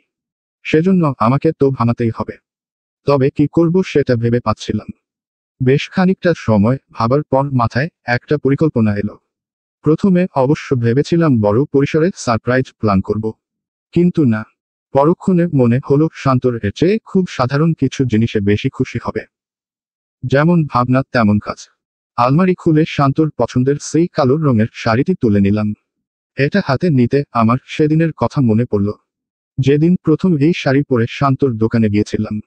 শান্তর মুখে শুনেছি সেদিন সে ওই লোকটিকে মারতে গিয়ে আমাকে দেখে থমকে গিয়েছিল। তার হৃদয়ে প্রথম আমার জন্য অন্যরকম অনুভূতির জন্ম হয়েছে। সে প্রথম অনুভব করেছে আমি দেখতে বেশ মিষ্টি। আমি এসব কথা ভেবে মনে মনে খুব হাসছিলাম। আমার মনে হলো সেদিনের মতো সাজলে শান্ত পছন্দ করবে। তাই আমিও দেরি না করে শাড়িটি পরে নিলাম। তবে এবার সেদিনের মতো বেনি করলাম না। ঘন কালো চুলগুলো ছেড়ে দিলাম, কোমর অবধি খোলা চুল। বাম পাশে সিথি করে নিলাম। অতঃপর সেই পাশের কানে একটি ফুল গুজে নিলাম। এটা তাজা ফুল নয়, আর্টিফিশিয়াল। এই মুহূর্তে তাজা ফুল কোথায় পাবো? সেজন্য এটাই নিলাম। এবার আরো একটি জিনিস যোগ করেছি, তা হলো কপালে কালো টিপ। ব্যাস এভাবেই সেজে তৈরি হয়ে নিলাম। এবার অপেক্ষার পালা। শান্ত কখন বাড়ি ফিরে তার অপেক্ষা। ঘন্টা খানেকের মাঝে শান্ত বাড়ি ফিরে সোজা ঘরের মধ্যে প্রবেশ করে। আমি তার উপস্থিত টের পেয়ে লজ্জায় দরজার পিছনে গিয়ে লুকিয়ে থাকলাম। এই প্রথম আমার সাজটা শান্তর জন্য, তাই কিছুটা লজ্জা পাচ্ছিলাম। শান্ত ঘরে প্রবেশ করে আমাকে না দেখে হয়তো বিরক্ত হলো, তবে পিছনে ঘুরে মাকে ডাকতে গিয়ে আমার দিকে নজর পড়ল তার। আমি শান্তকে দেখে লাজুক হাসলাম।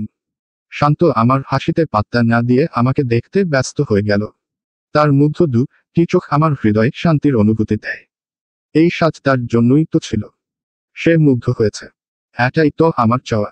তবে শান্তর মুগ্ধ চোখের পাতায় হয়তো সেদিনের সেই ঘটনা ভেসে উঠেছে। সেটা আমি দেখতে না পেলেও অনুভব করতে পারলাম। শান্ত বেশ খানিকটা সময় আমাকে মুগ্ধ নয়নে দেখল। অতঃপর তার মনে পড়ল সে রেগে আছে। তাই মুখ ঘুরিয়ে নিয়ে বলে, নারীর ছলনায় পা দিস না শান্ত। এরা বজ্জাত হয়, বহু বজ্জাত। বড় রাগ করে আছে, কোথায় তার সেবা করবে তা না করে নিজেকে এমনভাবে উপস্থাপন করছে যে বর বাধ্য হবে তাকে সেবা করতে। শান্ত কথাটি আমাকে শুনিয়েই বলল। তার কথা শুনে আমি শব্দ করে হেসে দিলাম। এটা দেখে শান্ত আমার দিকে রাগী লুক দেয়। অতঃপর বলে, এমন পেতনির মতো সেজে আছো কেন? দুপুরের ঘটনা ভুলে গেলে বুঝি? শান্ত কথাটি বলে আমার মুখ ঘুরিয়ে নেয়। আমি তার সামনে গিয়ে কান ধরে মিষ্টি করে বলি, সরি। সেই সময়ে অবশ্য আমাদের দুজনেরই ভুল ছিল। তবে তুমি আমার আগে অভিমান করলে তাই আমি তোমার দোষটা ধরতে পারলাম না। তাই সরি। হ্যাঁ। শান্ত হকচকিয়ে গেল।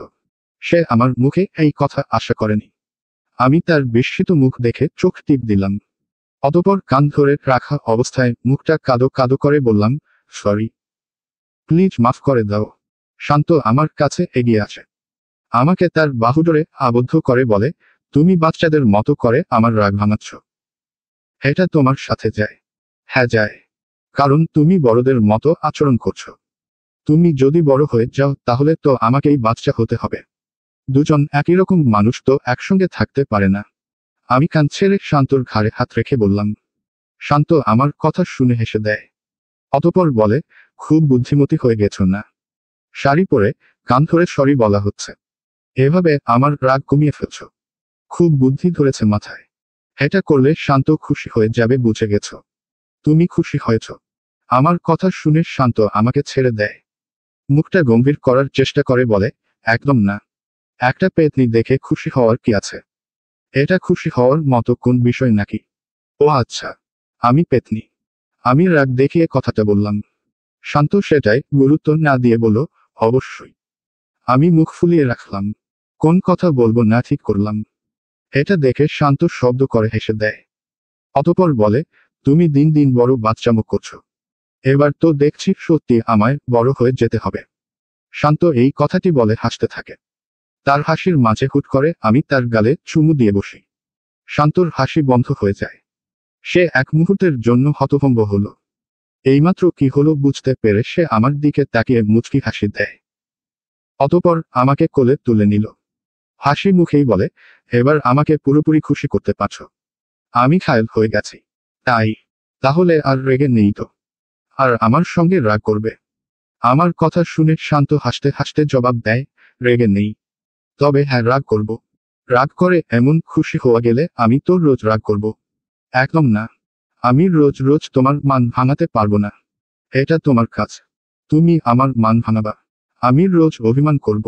ও আচ্ছা। তাহলে ধরো তুমি এখন রেগে আছো। চলো আমি তোমার মান ভাঙাই। মানে? আমি কথাটি বলে শান্তর দিকে তাকাতে লজ্জা পাই। সে দুষ্টুমি ভরা মুখ নিয়ে আমার দিকে তাকিয়ে আছে। আমি তার অভিসন্ধি বুঝে তার বুকে কয়েকটি আলতো করে মেরে দিয়ে বলি, বাজে ছেলে। তোমার পাল্লায় পড়ে হয়ে গেছি বাজে। আমি এটা শুনে তার চোখে চোখ রেখে বললাম, আমার পাল্লায় পড়ে বাজে হয়েছ? হ্যাঁ।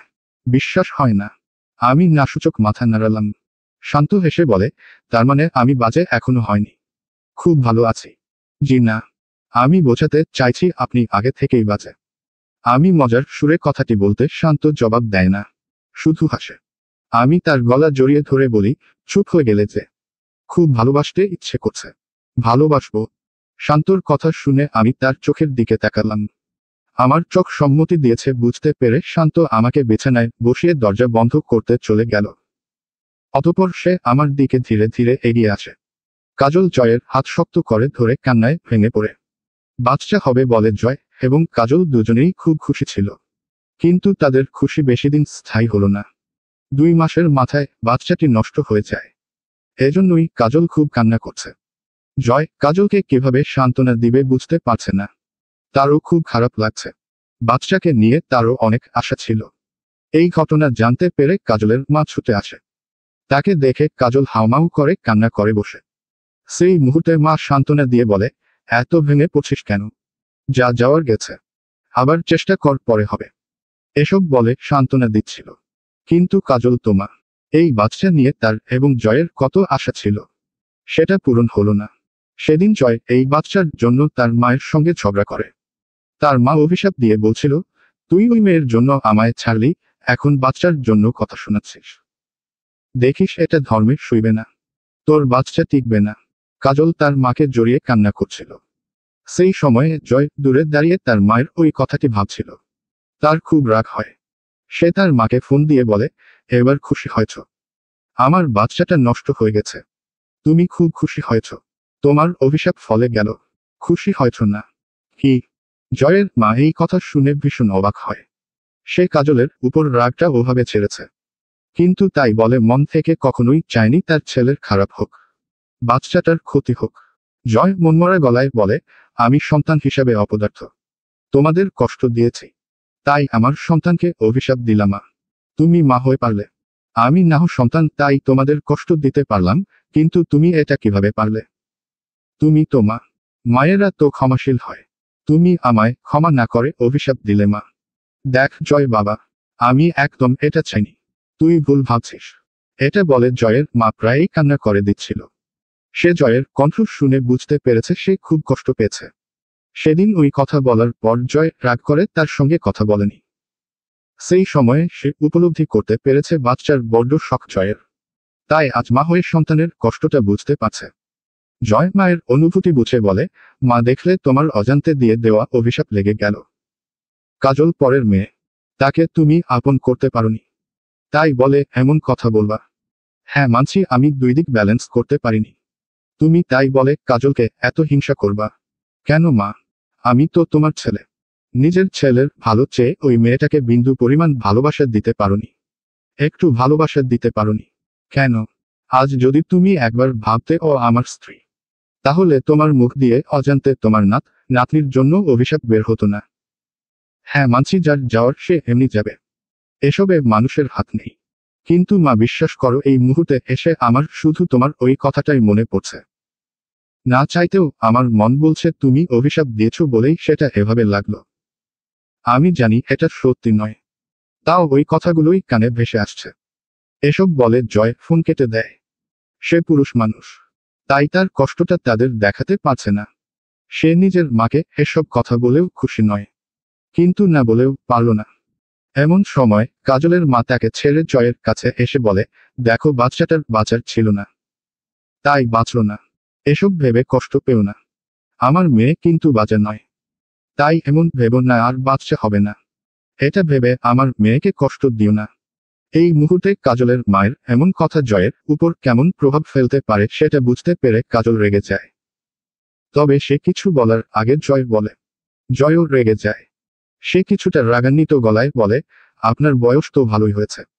এই বয়সে এসে নিজের নোংরা মানসিকতা নিজের মেয়ের সংসারে না ফেলে বরং গিয়ে মরার কথা চিন্তা করুন। তুমি আমাকে। মাকে থামিয়ে দিয়ে কাজল বলে, ভুল কি বলেছে ও?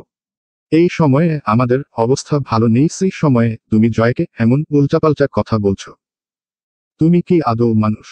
ন্যূনতম জ্ঞান নেই। জয় যেটা স্বপ্নেও ভাবতে পারেন না তুমি সান্ত্বনা দেওয়ার নামে উল্টো সেই ভাবনা তার মাথায় ঢুকিয়ে দিচ্ছ। আমার ভালোর কথা ভেবে আমার ক্ষতি করছো। তুমি এই সামান্য বিষয়টা বুঝতে পারছো? সত্যি বুঝতে পারছো না? কাজলের মা কিছু বলতে নিলে কাজল থামিয়ে দেয়। সে তাকে চলে যেতে বলে, কারণ কাজল জানে তার মা এখন কথা বললে সেটা ভুলই বলবে। এত কিছুর পরও তার মায়ের কোন বোধ হয় না। মাঝে মাঝে কাজলের ভাবতে অবাক লাগে সে এই অসুস্থ মানসিকতার বাবা মায়ের সন্তান, যাদের সে চেয়েও ঠিক করতে পারে না। কিছু বাবা মা এমন থাকে যারা ভুল করে, কিন্তু নিজেদের ভুল দেখতে পায় না। তাদের সন্তানরা ভুলটা বুঝে সেটা ঠান্ডা মাথায় বোঝাতে গেলেও তারা সেটাকে ভুলভাবে নেয়। কাজলের বাবা মায়ের অবস্থা তাই। কাজলের কথা শুনে আমি এবং শান্ত খুব কষ্ট পাই। আমরা দ্রুত তার কাছে আসি, যতটা সম্ভব তাদের সান্ত্বনা দেই। আমি কাজলের কাছে ছিলাম আর শান্ত জয়ের কাছে চলে যায়। কাজল আমাকে জড়িয়ে ধরে খুব কান্না করে। সে কাঁদতে কাঁদতে বলে, আমার বাবা মা তোমার সঙ্গে অনেক অন্যায় করেছে বাবা। আজ আমি বোধহয় সেই পাপের ফল পাচ্ছি না। না কাজল, এখানে কোন পাপের ফল নেই। তুই খুব ভালো মেয়ে, আর আল্লাহ ভালোদের পরীক্ষা নেয়, তোরও নিচ্ছে। এখানে অন্য কিছু নেই। তাছাড়া এত কষ্ট কেন পাচ্ছিস? তোরা আবার চেষ্টা করবি সবকিছু নতুনভাবে। একবার দুর্ঘটনা ঘটে গেছে মানে এই নয় জীবন থেমে গেছে। আমি আমার সাধ্য অনুযায়ী কাজলকে বোঝানোর চেষ্টা করি, যদিও বাচ্চাটা পৃথিবীতে আসেনি, কিন্তু তাই বলে কি মায়ের মন মানে। কাজলের অবস্থা বুঝতে পারছি, কিন্তু কিছু করার তো নেই, তাই তাকে সাধ্য অনুযায়ী সান্ত্বনা দিচ্ছি। অন্যদিকে শান্ত জয়কে বোঝাচ্ছে। শান্ত খুব স্বাভাবিক গলায় বলে, আপনার এই সময়ে কিছুদিন ছুটি নেওয়া উচিত। কাজলের সঙ্গে বেরিয়ে আসুন। এই সময়ে তার আপনাকে খুব প্রয়োজন। তাই আমি বলবো আপনি এতটা ভেঙে পড়বেন না, নিজেকে সামলান। ছোট ছোট বাচ্চাদের আমার বরাবরই ভালো লাগে। সেখানে নিজের বাচ্চা আসবে শুনে আমি কতটা ইমোশনাল হয়ে গিয়েছিলাম জানো। লোকে বলে নারী সন্তান গর্ভে নিয়েই মা হয়ে যায়, আর পুরুষ সন্তান ভূমিষ্ঠ হওয়ার পর ধীরে ধীরে বাবা হয়। কিন্তু আমি না, বাবা আগেই হয়ে গেছি। ওই যে ইমোশনাল হয়ে গেলাম। তাই তো কল্পনায় বাচ্চার সঙ্গে অনেক সুখের গল্প সাজিয়েছি। তাই এখন মানতে পারছি না। জয় মনমরা গলায় কথাটি বলে। এটা শুনে শান্ত বলে, আমি আপনার ইমোশন বুঝতে পারছি, কিন্তু একসঙ্গে দুজনের ভেঙে পড়লে চলবে না। আপনি একবার ভাবুন, আপনি মাত্র 2 মাসে একটি খবর শুনে জাস্ট বাচ্চা আসছে শুনে এতটা ইমোশনাল হয়ে গেছেন। সেখানে সে গর্ভে রেখেছে। তো এই সময়ে অবশ্যই আপনার চেয়ে তার ইমোশনটা বেশি, তার কষ্টটাও বেশি। দুজনেই যদি কষ্ট পান তাহলে সম্পর্কের মাঝে দূরত্ব তৈরি হবে। আর দূরত্ব হলে আপনার বাচ্চার শখটা শখই রয়ে যাবে। একটা দুর্ঘটনা কিন্তু আপনার শখটা মেরে ফেলছে না, সেটা আপনি নিজেই মেরে ফেলবেন, যদি না এই সময়ে আপনার যা করণীয় সেটা না করেন। এই মুহূর্তে নিজেকে সামলান। পুরুষ মানুষ তো এত ইমোশনাল হলে চলে না। আর ইমোশনটা থাকলেও সেটাকে একটু গোপন রাখুন। তার জন্য অবশ্যই সে আপনার ভালোবাসা। ভালোবাসার মানুষের জন্য নিজেকে এতটা সামলানো যায়। জয় শান্তর কথা শুনে তার দিকে তাকিয়ে থাকে। এখানে অন্য কেউ থাকলে তার আবেগের সঙ্গে তাল মিলিয়ে তাকে হয়তো সান্ত্বনা দিয়ে বলতো, সব ঠিক হয়ে যাবে, নিজেকে সামলাও। সেখানে শান্ত তার নিজেকে নয় বরং কাজলকে সামলাতে বলছে, যেটা করলে কাজলের সঙ্গে জয় নিজেকেও সামলে নিতে পারবে। শান্তর এমন চিন্তা জয়ের বেশ ভালো লাগলো। সে মাথা নাড়ায়। শান্ত এবং জয় বেশ খানিকটা সময় কাটায়। এখানে তারা নিজেদের ছোটবেলার গল্পও করে। যদিও শান্তর ছোটবেলা তার পছন্দের বা খুশির ছিল না। তবে জয়কে সেটা বুঝতে দেয় না। সব সত্যিই বলে, তবে ভিন্নভাবে, যাতে জয় বুঝতে পারে শান্ত বেশ ভালো ছিল। কারণ এই মুহূর্তে জয়ের দুঃখের সময় তার দুঃখ বলাটা উচিত নয়। এটা অন্যরকম হয়ে যায়। বেশ খানিকটা সময় পর শান্ত আমার কাছে আসে। এবার আমাদের যেতে হবে। শান্ত এখানে থাকতে পারবেন না আমি জানি। 1 মাস হলো শোরুম দিয়েছে। এখন প্রচুর কাজ। তাছাড়া বড় পরিসরের দেওয়ায় বাবার বেশ ঋণ করতে হয়েছে।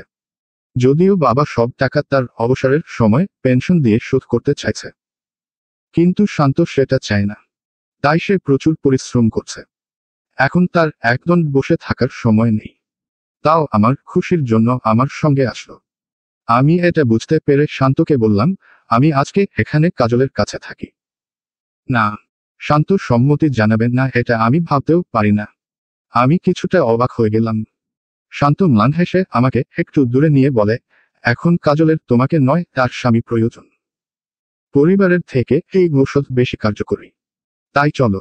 আমি শান্তর কথা বুঝতে পেরে মাথা নাড়াই। যদিও কাজল আমাকে রাখতে চাইছিল, তবে আমি থাকি না। কোনো রকম কাটিয়ে নেই। আমি এবং শান্ত কাজলের বাসা থেকে বের হতে জয় এসে কাজলের পাশে বসে।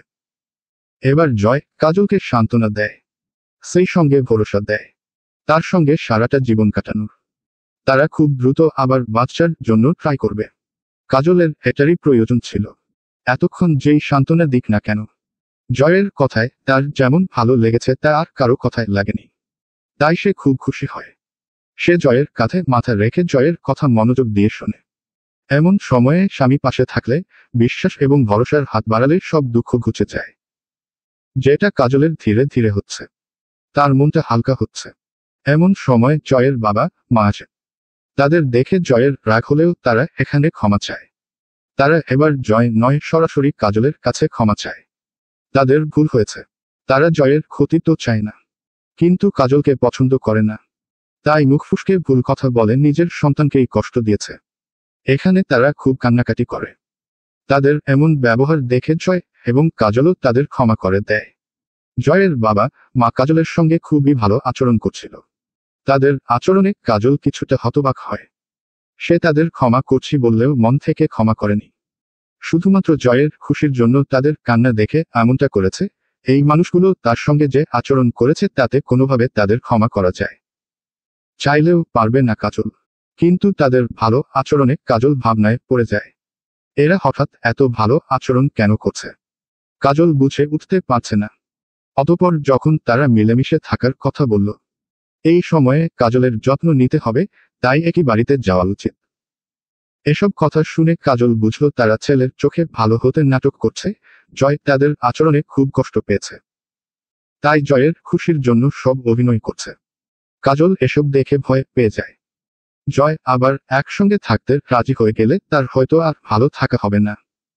এরা যতই ভালো ব্যবহার করুক, এরা যে ভবিষ্যতে এই বাচ্চা হারানো নিয়েও তাকে এই কথা শোনাবে সেটা সে বুঝতে পেরেছে। তাকে সবার কাছে ছোট করবে। এসব ভেবে কাজল কিছুটা ঘাবড়ে যায়। তবে তাকে অবাক করে দিয়ে জয় তার বাবা মাকে বলে, তোমরা আমার বাবা মা, তোমরা আমার ভালো চাও। এই পৃথিবীতে প্রত্যেক সন্তানের কাছেই তার বাবা মা সেরা। তোমরাও আমার কাছে সেরা। সেই সঙ্গে তোমরা এখন ভুল বুঝতে পেরেছ, এটা শুনে আমি খুব খুশি হলাম। সত্যি বলতে আমার ভালো লাগছে। আমার বাবা মা এতদিন পর হলেও বুঝেছে। কিন্তু সরি মা, আমার আর তোমাদের সঙ্গে একসাথে থাকা হবে না। কেননা আমার মনে হয় আমরা এখন দূরে আছি বলেই তোমরা তোমাদের ভুল বুঝতে পেরেছ। কাছে গেলে হয়তো আবার সেই একই ভুল করবে। তাছাড়া আমার কষ্ট দেখে হয়তো সাময়িক সময়ের জন্য তোমাদের উপলব্ধি হয়েছে তোমরা ভুল করেছ।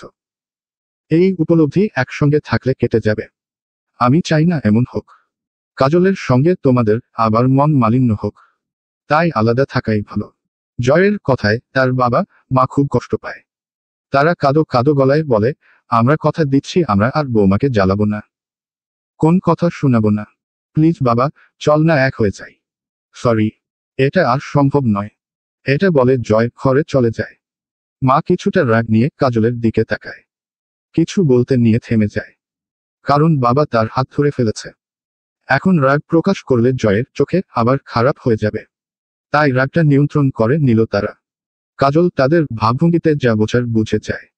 আসলে বাস্তবতা এমনই। এই ধরনের মানুষ কখনো শুধরায় না। জয়ের বাবা মা বাড়ি চলে যায়। জয় এবং কাজল এখন পুরো বাড়িতে একা। কাজল খুব মন খারাপ করেছিল। এটা দেখে জয় বলে, আমরা একটা ভালো ডাক্তার দেখাবো। তার পরামর্শ নিয়ে যত দ্রুত সম্ভব আবার বাচ্চার জন্য ট্রাই করব। প্লিজ আর মন খারাপ করে থেকো না। জয়, আমার প্রচুর ভয় হচ্ছে। আমি আদৌ সন্তান জন্ম দিতে পারবো তো? কাজলের এই কথায় জয় ম্লান হেসে বলে, সন্তান দেওয়ার মালিক যিনি তিনি যদি না দেন তাহলে কিছু করার আছে। তার পরিকল্পনা বোঝা দেয়। সন্তান না হওয়ার মাঝে হয়তো আমাদের ভালো লুকিয়ে আছে। আর সন্তান না হলে না হবে। সন্তান না হলে বুঝি বাবা মা হওয়া যায় না। আমরা সন্তান দত্তক নিব না। কাজল চিৎকার করে ওঠে। এটা শুনে জয় কিছুটা হকচকিয়ে যায়। কাজল জয়ের হাত জড়িয়ে বলে, না, আমি কিছুতেই সন্তান দত্তক নিব না। আমি একটা সন্তানের অভিশাপ নিয়ে বাঁচতে পারবো না। আমি জানি সন্তান দত্তক নিলে আমি তাকে কিছুতেই ভালোভাবে মানুষ করতে পারবো না। কিছুতেই পারবো না। কারণ আমি এমন বাবা মায়ের সন্তান যে তাদের রক্ত শরীরে নিয়ে আমি এমন ভালো কাজ কিছুতেই করতে পারবো না। জয় কাজলের বিষয়টা বুঝতে পারে। সে কাজলকে যথেষ্ট সান্ত্বনা দেয়। কাজল তার বাবা মায়ের মতো নয়। একদমই নয়। তাই তার থেকে এমন কিছু হবে না। তবে জয় ভয় পাচ্ছে নিজেকে নিয়ে। তার একটা সন্তানের খুব শখ। এই সন্তান না পাওয়ার আক্ষেপে সে না বদলে যায়। তার ভালোবাসার কাজল না তার অপ্রিয় হয়ে ওঠে। এই ভয়টা সে পাচ্ছে। এই মুহূর্তে এই ভয়টা দূর করতে হলে তাদের একান্তে ভালো সময় কাটানো জরুরি। এসব ভেবে জয় অফিস থেকে 2 দিনের ছুটি নিয়ে ঘুরতে যাওয়ার সিদ্ধান্ত নেয়। বাচ্চার পুরো বিষয়টি মাথা থেকে ছেড়ে ফেলে তারা ঘুরে বেড়াবে। তাহলে হয়তো দুজনের জন্যই সবকিছু সহজ হবে, সুন্দর হবে। এসব ভেবে জয় কাজলকে বুকে জড়িয়ে নেয়। শক্ত করে আলিঙ্গনে আবদ্ধ করে নেয়। ধীরে ধীরে সময় কেটে যায়। কাজলের সঙ্গে আমার কথা হয়। সে এখন বেশ ভালো আছে। জয় তার খুব খেয়াল রেখেছে। সেজন্য খুব দ্রুত সবটা সামলে উঠতে পেরেছে। আমিও বেশ আছি। শান্ত আমার জীবনে আসার পর থেকে আমি আর খারাপ নেই। একদম নেই। এখন কাজল সুখে আছে জেনে আরো খুশি আছি। কাজল এমন একজন মানুষ যে আমাকে ওই নরকের মাঝে থেকেও হিংসা না করে ভালোবেসে গেছে। বাবা মায়ের ঘৃণায় বড় হওয়ায় আমিকে কখনো পর করে দেখেনি কাজল। তার ভালো থাকাটা আমার জন্য জরুরি, অনেক গুরুত্বপূর্ণ। এই মেয়েটার সঙ্গে আমি ইচ্ছাকৃত সব যোগাযোগ বন্ধ করে দিয়েছিলাম, তাও মেয়েটা সবসময় আমার ভালো চেয়েছে। কখনো রাগ করে খারাপ কিছু বলেনি। এমন একজনের ভালো না থাকাটা আমার জন্য কষ্টের। বসে বসে এসব ভাবছিলাম সেই মুহূর্তে শান্ত এসে পাশে বসে। আমি শান্তকে দেখে কিছুটা অভিমান করে মুখ ঘুরিয়ে নেই। আমি অভিমান করে আছি দেখে শান্ত হতবাক হয়ে বলে, তুমি রেগে আছো? না, আমি বেশ আছি। রাগবো কেন? আমি এই কথা বলে অভিমানী মুখ নিয়ে তার দিকে তাকাই। আসলে আজ আমার জন্মদিন। আমি আশা করেছিলাম শান্ত আমাকে উইশ করবে, কিন্তু করেনি। এসব দিন নিয়ে যদিও কোনকালে মাথা ব্যথা ছিল না আবার, তবে কথায় বলেন না অতি আহ্লাদে। আমার অবস্থা হয়েছে তেমন। এদের থেকে এত ভালোবাসা পেয়েছি যে এখন এসব বিষয়েও অনেক আশা করে বসে থাকি। এসবে কোন ভুল নেই বলে আমি মনে করি। প্রিয় মানুষের কাছে এমন কিছু চাওয়া সবারই তো থাকে। এটা যদি হয় আবেগ তো আবেগ। আবেগের তো কোন বয়স নেই। একটু আবেগী হলাম না। এসব ভাবায় মনটা খারাপ হয়ে গেল। আমার মন বিষণ্ণ দেখে শান্ত আমাকে নিজের বাহুডোরে আবদ্ধ করে নেয়। নরম গলায় বলে, আমি কিছু ভুল করেছি। তুমি আমার কাজে কষ্ট পেয়েছ। আজকের দিনে আমি তোমার কাছে ছোট এক আশা করতে পারি না। আমার এই কথা শুনে শান্ত কিছুটা ভাবনায় পড়ে যায়। শান্ত আমার বলা আজকের দিন কথাটি মাথায় নিয়ে নেয়। অতঃপর আজকের তারিখ মনে করে ভাবে আজ বিশেষ কি দিন। শান্তর এসব ভাবনার মাঝে আমি বলি, তুমি আজকের দিনটা ভুলে গেলে? না তো। এটা বলে শান্ত মুখে হাসি ফুটিয়ে আমার কানের কাছে মুখ নিয়ে বলে, শুভ জন্মদিন। আমি বিস্ময় নিয়ে শান্তর দিকে তাকাই। শান্ত হাসি মুখেই বলে, আমি ভাবছিলাম রেস্টুরেন্টে গিয়ে তোমায় উইশ করব। তাই করছিলাম না। তবে এখন যখন দেখলাম তোমার মন খারাপ তখন ভাবলাম এখনই করে ফেলি। তার মানে তোমার মনে ছিল। আমি খুশি হয়ে যাই। শান্ত আমার জন্য সারপ্রাইজ প্ল্যান ভেবে রেখেছে। সে রেস্টুরেন্টে বুকিং দিয়ে রেখেছে। এটাই মনে হলো তার কথায়। তাই খুশি হয়ে যাই। শান্ত আমাকে ছেড়ে বলে, হ্যাঁ, তাড়াতাড়ি তৈরি হয়ে নাও, আমরা এখন বের হব। আমি এটা বলতেই তোমার কাছে আসছিলাম। সত্যি? আমি খুশি হয়ে শান্তকে পিছন থেকে জড়িয়ে ধরি। উৎফুল্ল গলায় বলি, আমি জানতাম তুমি আমার সব বিশেষ দিনগুলো মনে রাখবে, আমার জন্য বিশেষ কিছু ভাববে। তুমি খুশি হয়েছ? শান্ত প্রশ্নটির করতে আমি অনেক খুশি মনে হ্যাঁ বলি। আমার মুখে খুশি ফুটে ওঠা দেখে শান্তও খুশি হয়। অতঃপর দুজন তৈরি হয়ে চলে আসি রেস্টুরেন্টে। শান্তর সঙ্গে রেস্টুরেন্টে ঢুকতে শান্ত আমাকে একটু দাঁড় করিয়ে রেস্টুরেন্টের কর্মচারীর সঙ্গে কথা বলতে গেল। তারপর আমার কাছে এসে আমাকে নিয়ে একটি টেবিলে বসল। আমাকে বসিয়ে রেখে আবার তাদের সঙ্গে কথা বলতে গেল। কিছু একটা বলে আবার আমার কাছে আসলো। শান্ত হাসি মুখে বলে, ওদের আমি বলেছিলাম আমরা সন্ধ্যার মাঝে আসব, কিন্তু ওরা ভাবছে আমরা রাতে আসব, তাই কেকটা এখনো রেডি করেনি, একটু অপেক্ষা করতে হবে। যদিও আমার রাগ হয়েছিল, তবে ওরা অনেক ক্ষমা চাইলো, তাই আমি নরম হয়ে গেলাম। আচ্ছা, এটা বলে আমি ম্লান হাসলাম। শান্ত আমার দিকে গভীর নজরে তাকিয়ে রইল। আমি স্বাভাবিক গলায় বললাম, তুমি আমার জন্মদিন ভুলে গিয়েছিলে তাই না?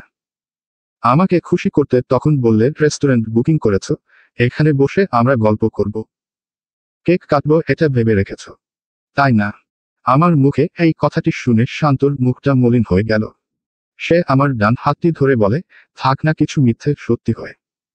তুমি আমার আদুরে বউ তো, এত বুঝদার নাই বা হলে। শান্তর কথা শুনে আমি তার চোখে চোখ রাখলাম। শান্তর এতক্ষণের কাণ্ড দেখে আমি বুঝে গিয়েছিলাম সে আসলে মাত্র এখানে এসে সব ঠিক করল। কেকের অর্ডারও মাত্রই দিয়েছে। তবে সেই সময়ে আজকের দিন কথাটি শুনেই শান্ত খুব সহজে সবটা বুঝে গিয়েছিল, তাই তৎক্ষণাৎ উইশ করল। আমি এসব বুঝে প্রশ্ন করতে শান্তর জবাব আমাকে চুপ করিয়ে দিল।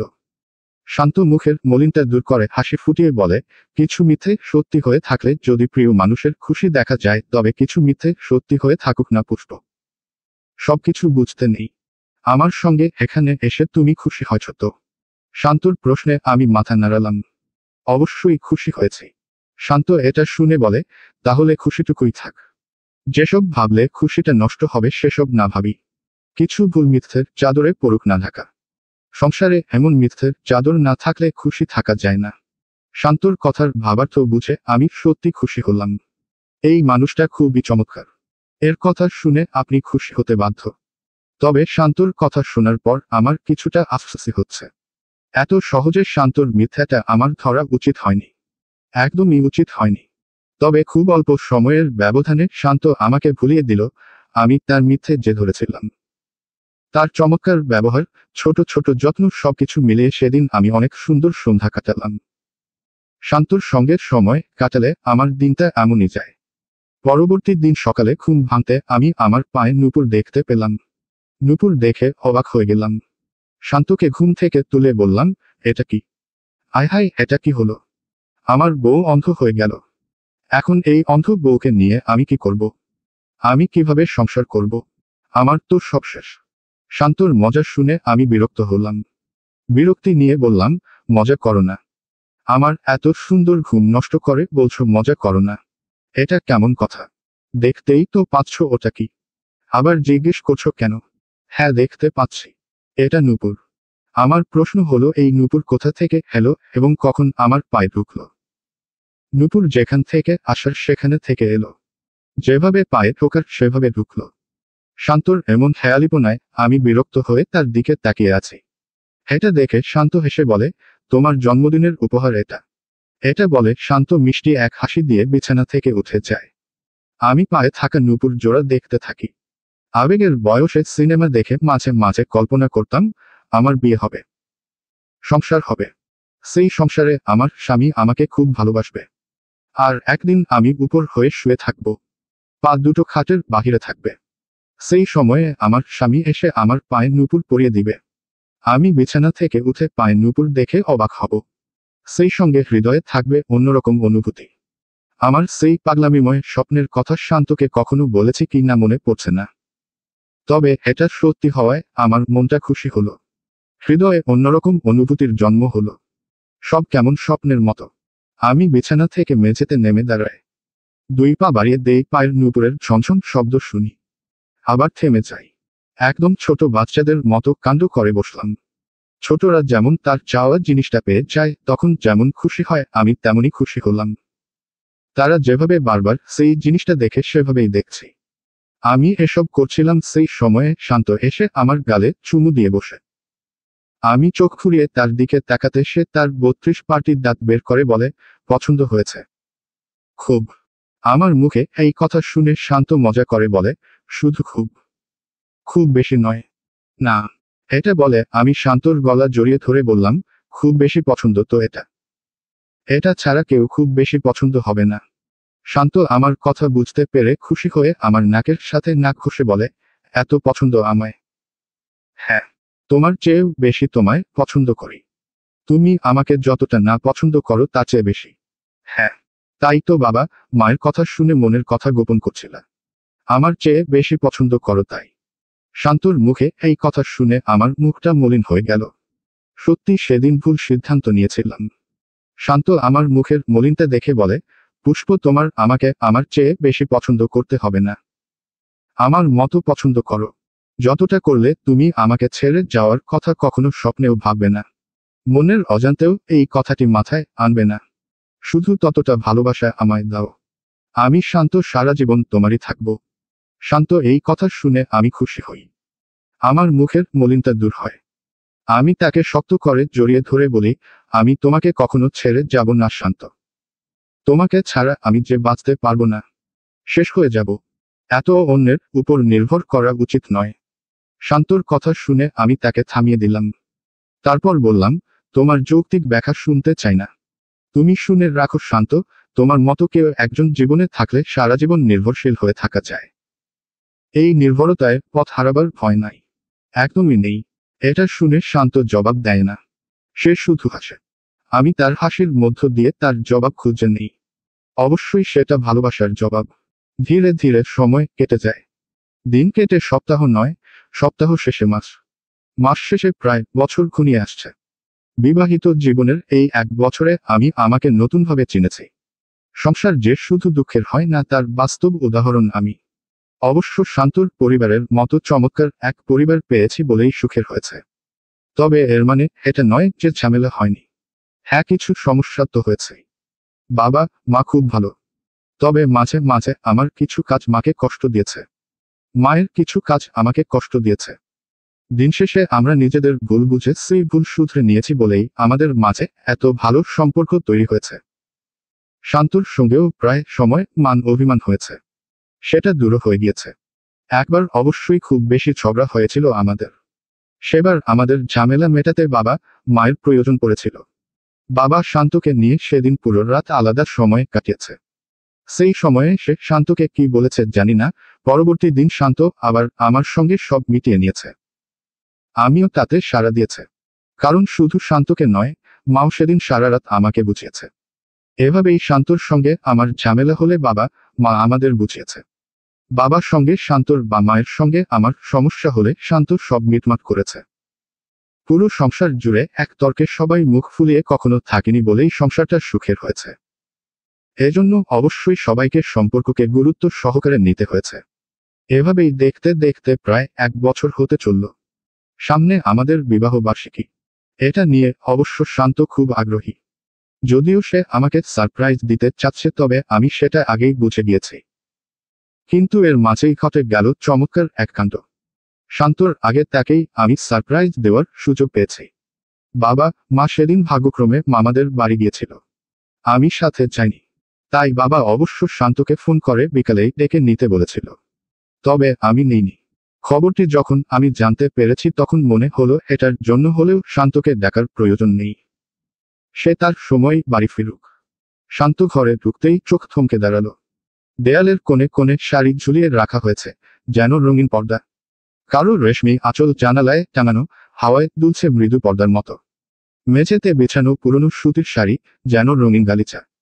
টেবিলের উপর কাচের জারে ভরে রাখা কিছু শুকনো ফুল, পাশে একটা কাঁসার বাটি যাতে রাখা আছে প্রদীপ, চারপাশে সেই আলো মৃদু ঝিলিক দিচ্ছে।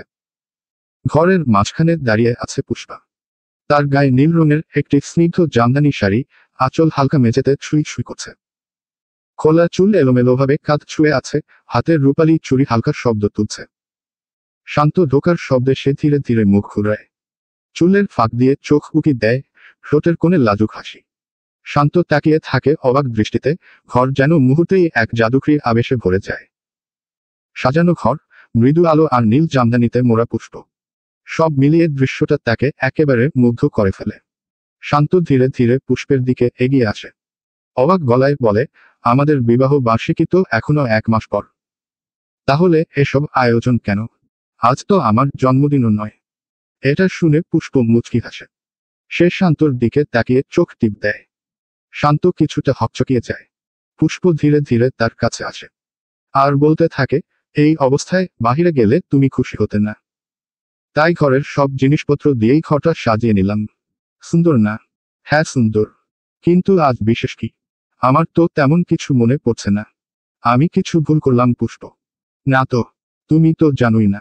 তাহলে ভুল কিভাবে করলে? পুষ্পর কথা বুঝতে না পেরে শান্ত তার দিকে বোকার মতো তাকিয়ে আছে।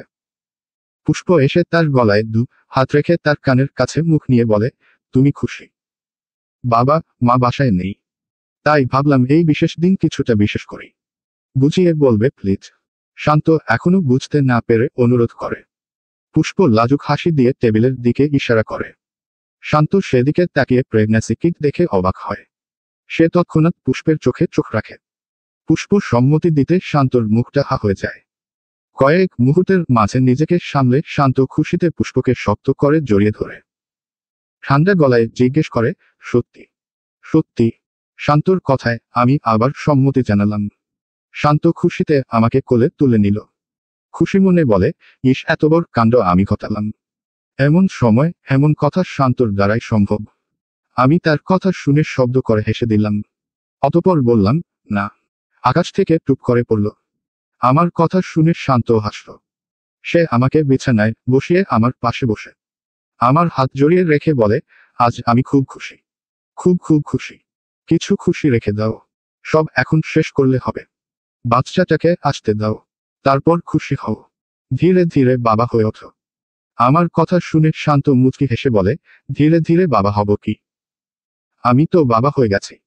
হ্যাঁ আমি এখন আমার সন্তানের অস্তিত্ব অনুভব করতে পারছি না। তবে ঠিক পারবো।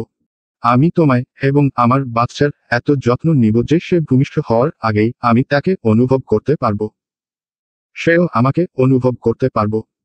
আমি শান্তর চোখের দিকে তাকালাম। শান্ত হাসতে হাসতে বলে, সবাই তো বাবু ভূমিষ্ঠ হওয়ার পর বাচ্চার দায়িত্ব নিতে নিতে বাবা হয়ে ওঠে। আমি না এখন থেকেই হলাম। কারণ আমি ব্যতিক্রম পথে হাঁটতে পছন্দ করি। আমি শান্তর কথার কোন জবাব না দিয়ে তার কাঁধে মাথা রাখি। আস্তে করি, আমি চাই আমাদের একটা মেয়ে বাবু হোক। তাহলে বাবা মা খুব খুশি হবে। সুস্থ সবল সন্তান হোক এই দোয়া করো। কারো খুশির জন্য নির্দিষ্ট কাউকে চাওয়া ঠিক নয় পুষ্প। আমাদের বাচ্চা হবে এটাই বড় কথা। সেই বাচ্চাটা সুস্থ সবল হোক এটাই আমাদের চাওয়া হওয়া উচিত। শান্তর কথায় আমি সম্মতি জানালাম। অতঃপর দুজনে আমাদের প্রথম দেখা হওয়া থেকে শুরু করে আজ অবধি যা ঘটল তার স্মৃতিচারণ করলাম। গল্প করলাম। ঘরের দেওয়ালের সঙ্গে সাজিয়ে রাখা আমাদের প্রথম দেখার সেই জলরঙে আঁকা ছবি, ইচ্ছেঘুরি আর কিছু ছবি, সবগুলো আলতো হাতে স্পর্শ করে শান্তকে বললাম, আমাদের বাচ্চাকে একদিন এসব দেখিয়ে আমাদের সুন্দর মুহূর্তগুলোর স্মৃতিচারণ করব। বেশ হবে, তাই না? শান্ত এসে আমাকে পিছন থেকে জড়িয়ে ধরে বলে, না বেশ হবে না। শুধু বাচ্চাদের গল্প বললে হবে না। নাতি নাতনিদেরও তো বলতে হবে। তখন বেশ হবে। এটা শুনে আমি মুচকি হাসলাম।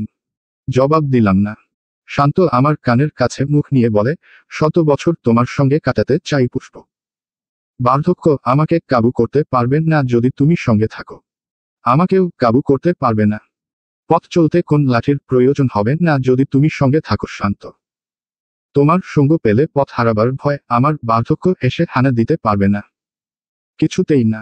এটা বলে আমি শান্তর হাত শক্ত করে চেপে ধরলাম। আমার মনে হলো সময়টা থমকে গেছে। এটা এমন এক বিশেষ সময় যেই সময়টা আমি বারবার যাতে জীবনে ফিরে আসে সেটাই চাই। বারংবার আমি আমার জীবনে এমন সুখের সময় চাই। শান্ত পাশে থাকলে হয়তো সুখের এই মুহূর্তগুলো বারবার ফিরে আসবে। কাজল এবং জয় এখন একজন ভালো ডাক্তারের পরামর্শ নিচ্ছে। ডাক্তারের মতে এবার তারা বাচ্চার জন্য আমার ট্রাই করতে পারে।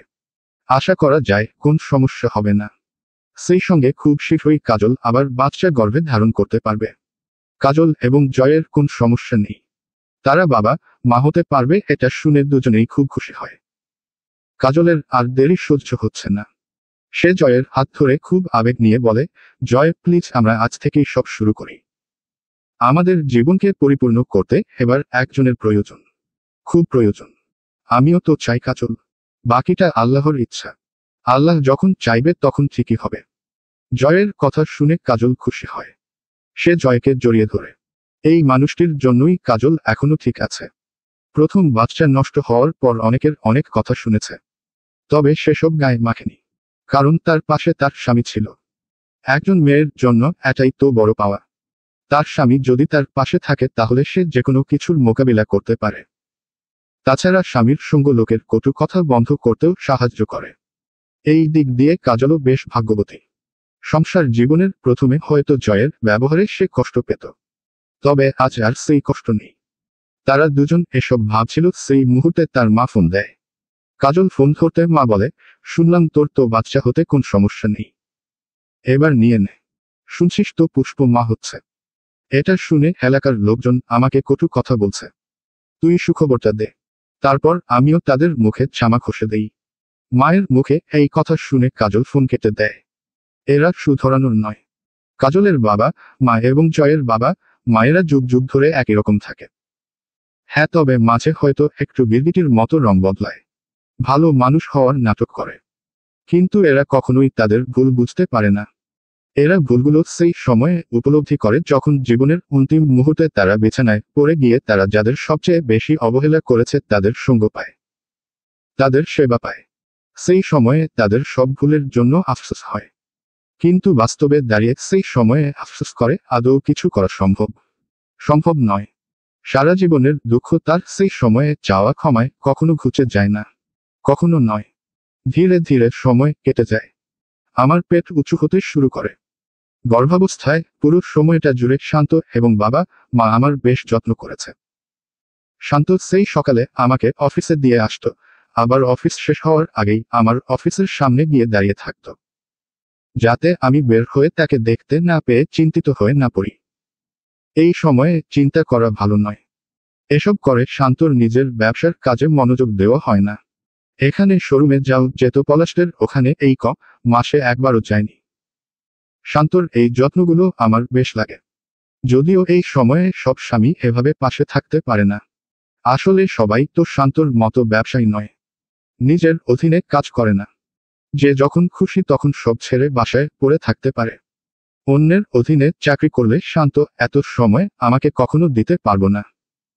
গর্ভাবস্থার সবচেয়ে সুন্দর মুহূর্ত হলো আমার মেজাজ খিটখিটে হয়ে যাওয়ার পরও শান্ত বা বাবা মাকেও আমাকে তেমন কিছু শোনায়নি। তারা বুঝতে পেরেছিল বাচ্চা হওয়ার সময়ে যেসব পরিবর্তন হয় তারই ফল এটা। তবে একদিন অকারণে একটু বেশি রেগে গিয়েছিলাম। পরে নিজের ভুল বুঝতে পেরে মায়ের কাছে ক্ষমা চাইতে গেলে মা হাসিমুখে বলে, তুমি চিন্তা করো না, তোমার এসব কর্মকাণ্ডের শাস্তি আমি পরে তোমায় দিব। পরে কেন, এখনই দেন, এখনই আমাকে বকা শুনিয়ে দিন। আমি মাকে খুব কষ্ট দিয়ে কথা বলায় নিজ থেকেই শাস্তি পেতে চাচ্ছিলাম। মা আমার কথা শুনে আমার গালে হাত দিয়ে বলে, এখন নয়, তাছাড়া তুমি তো আর ইচ্ছে করে ভুল করছো না। এমন পরিবর্তন সবার হয়, আর যদি এসব ধরে রেখে আমি তোমাকে কষ্ট দেই তাহলে তুমি সেসব কখনো ভুলতে পারবে না। একটু থেমে মা বলে, মেয়েরা যখন গর্ভবতী হয় তখন যদি তাদের কেউ সামান্য পরিমাণ কষ্ট দেয় তাহলে এই কষ্টটা তার অন্তরে সারা জীবন থেকে যায়। আমি বুঝি এই যন্ত্রণা। গিয়ে দেখো কত মেয়ে মা হচ্ছে, কিছু খেতে পারে না, তাও শাশুড়িরা বলে বেড়ায় এত এত খায়। কোনো কিছু খাওয়ার শখ হলে বলে আমরা মা হইনি, এত রং করতে হয়নি। এসব কথা বলে তারা হয়তো বুঝতেও পারেন না যে তারা তাকে কত কষ্ট দিচ্ছে। দুনিয়ার সব কষ্ট একদিকে আর মা হওয়ার সময়ে পাওয়া এই কষ্টগুলো অন্যদিকে। এটা বলে মা ভাবনায় পড়ে গেল। আমি বুঝতে পারলাম মা হয়তো শান্তর জন্মের সময় এমন কিছু কষ্ট পেয়েছে। মা হয়তো এখন সেসব ভাবছে। আমি মায়ের কাছে সেই বিষয়ে প্রশ্ন করলাম না, থাক না কিছু কষ্ট নিজের হয়ে। এজন্য মাকে আমার খুব ভালো লাগে।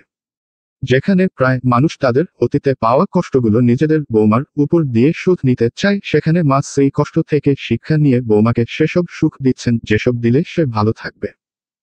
প্রত্যেক মেয়েই বিয়ের পর এমন একজন মা চায়। আমি এটা ভেবে মাকে জড়িয়ে ধরি। বাচ্চা প্রসবের দিন চলে আসে। আমরা ডাক্তারের দেওয়া তারিখের 2 দিন আগেই হাসপাতালের ভর্তি হই। এটা অবশ্য শান্ত করেছে।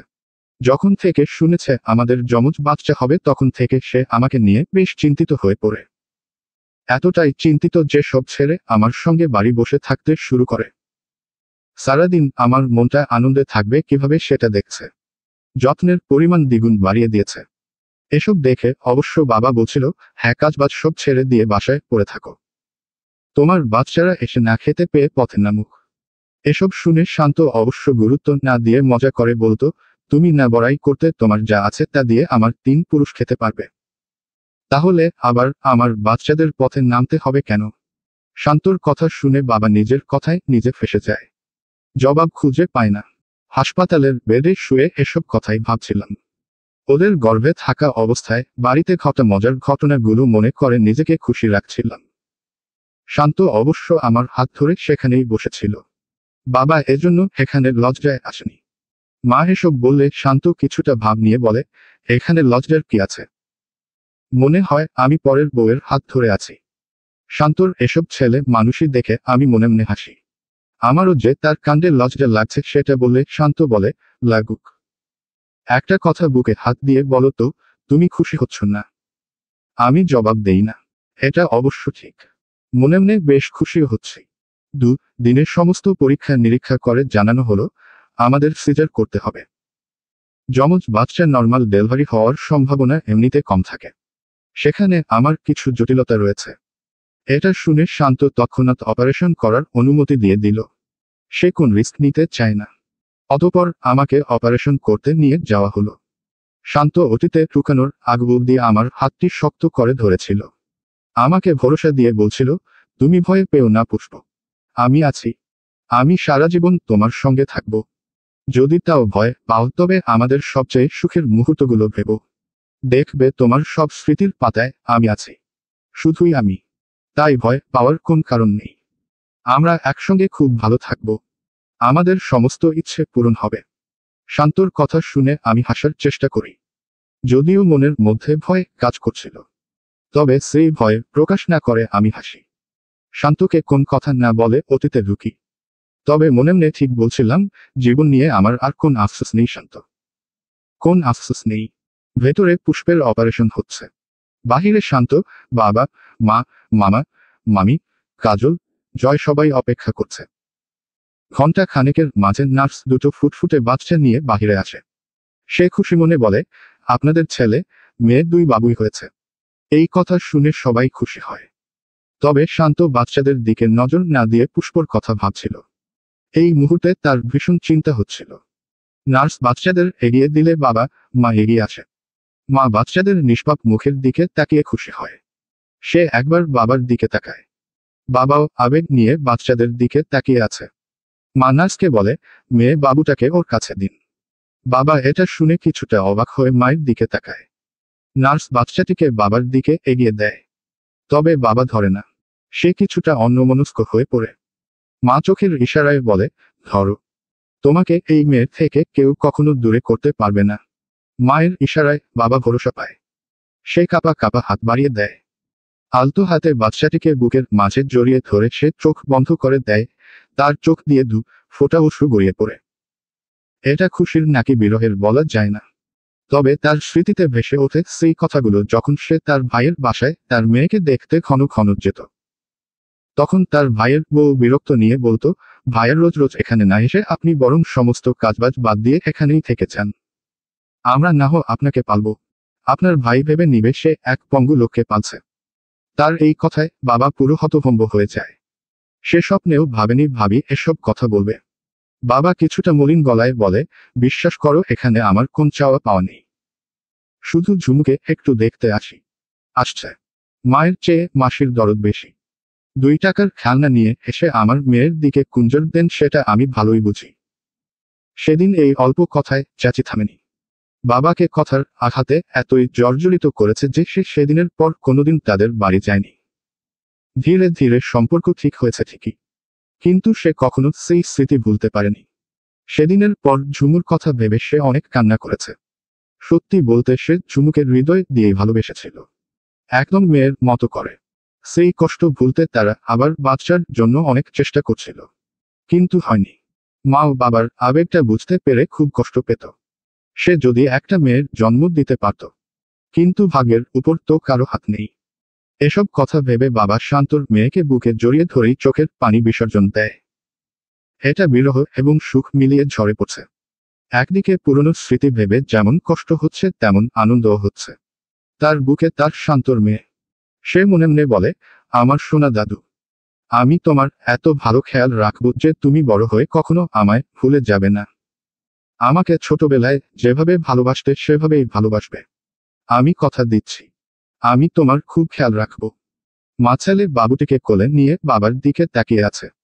সে বুঝতে পারে তার স্বামীর আবেগ, তার খুশি, তবে মনে মনে বেশ ভয় হয়।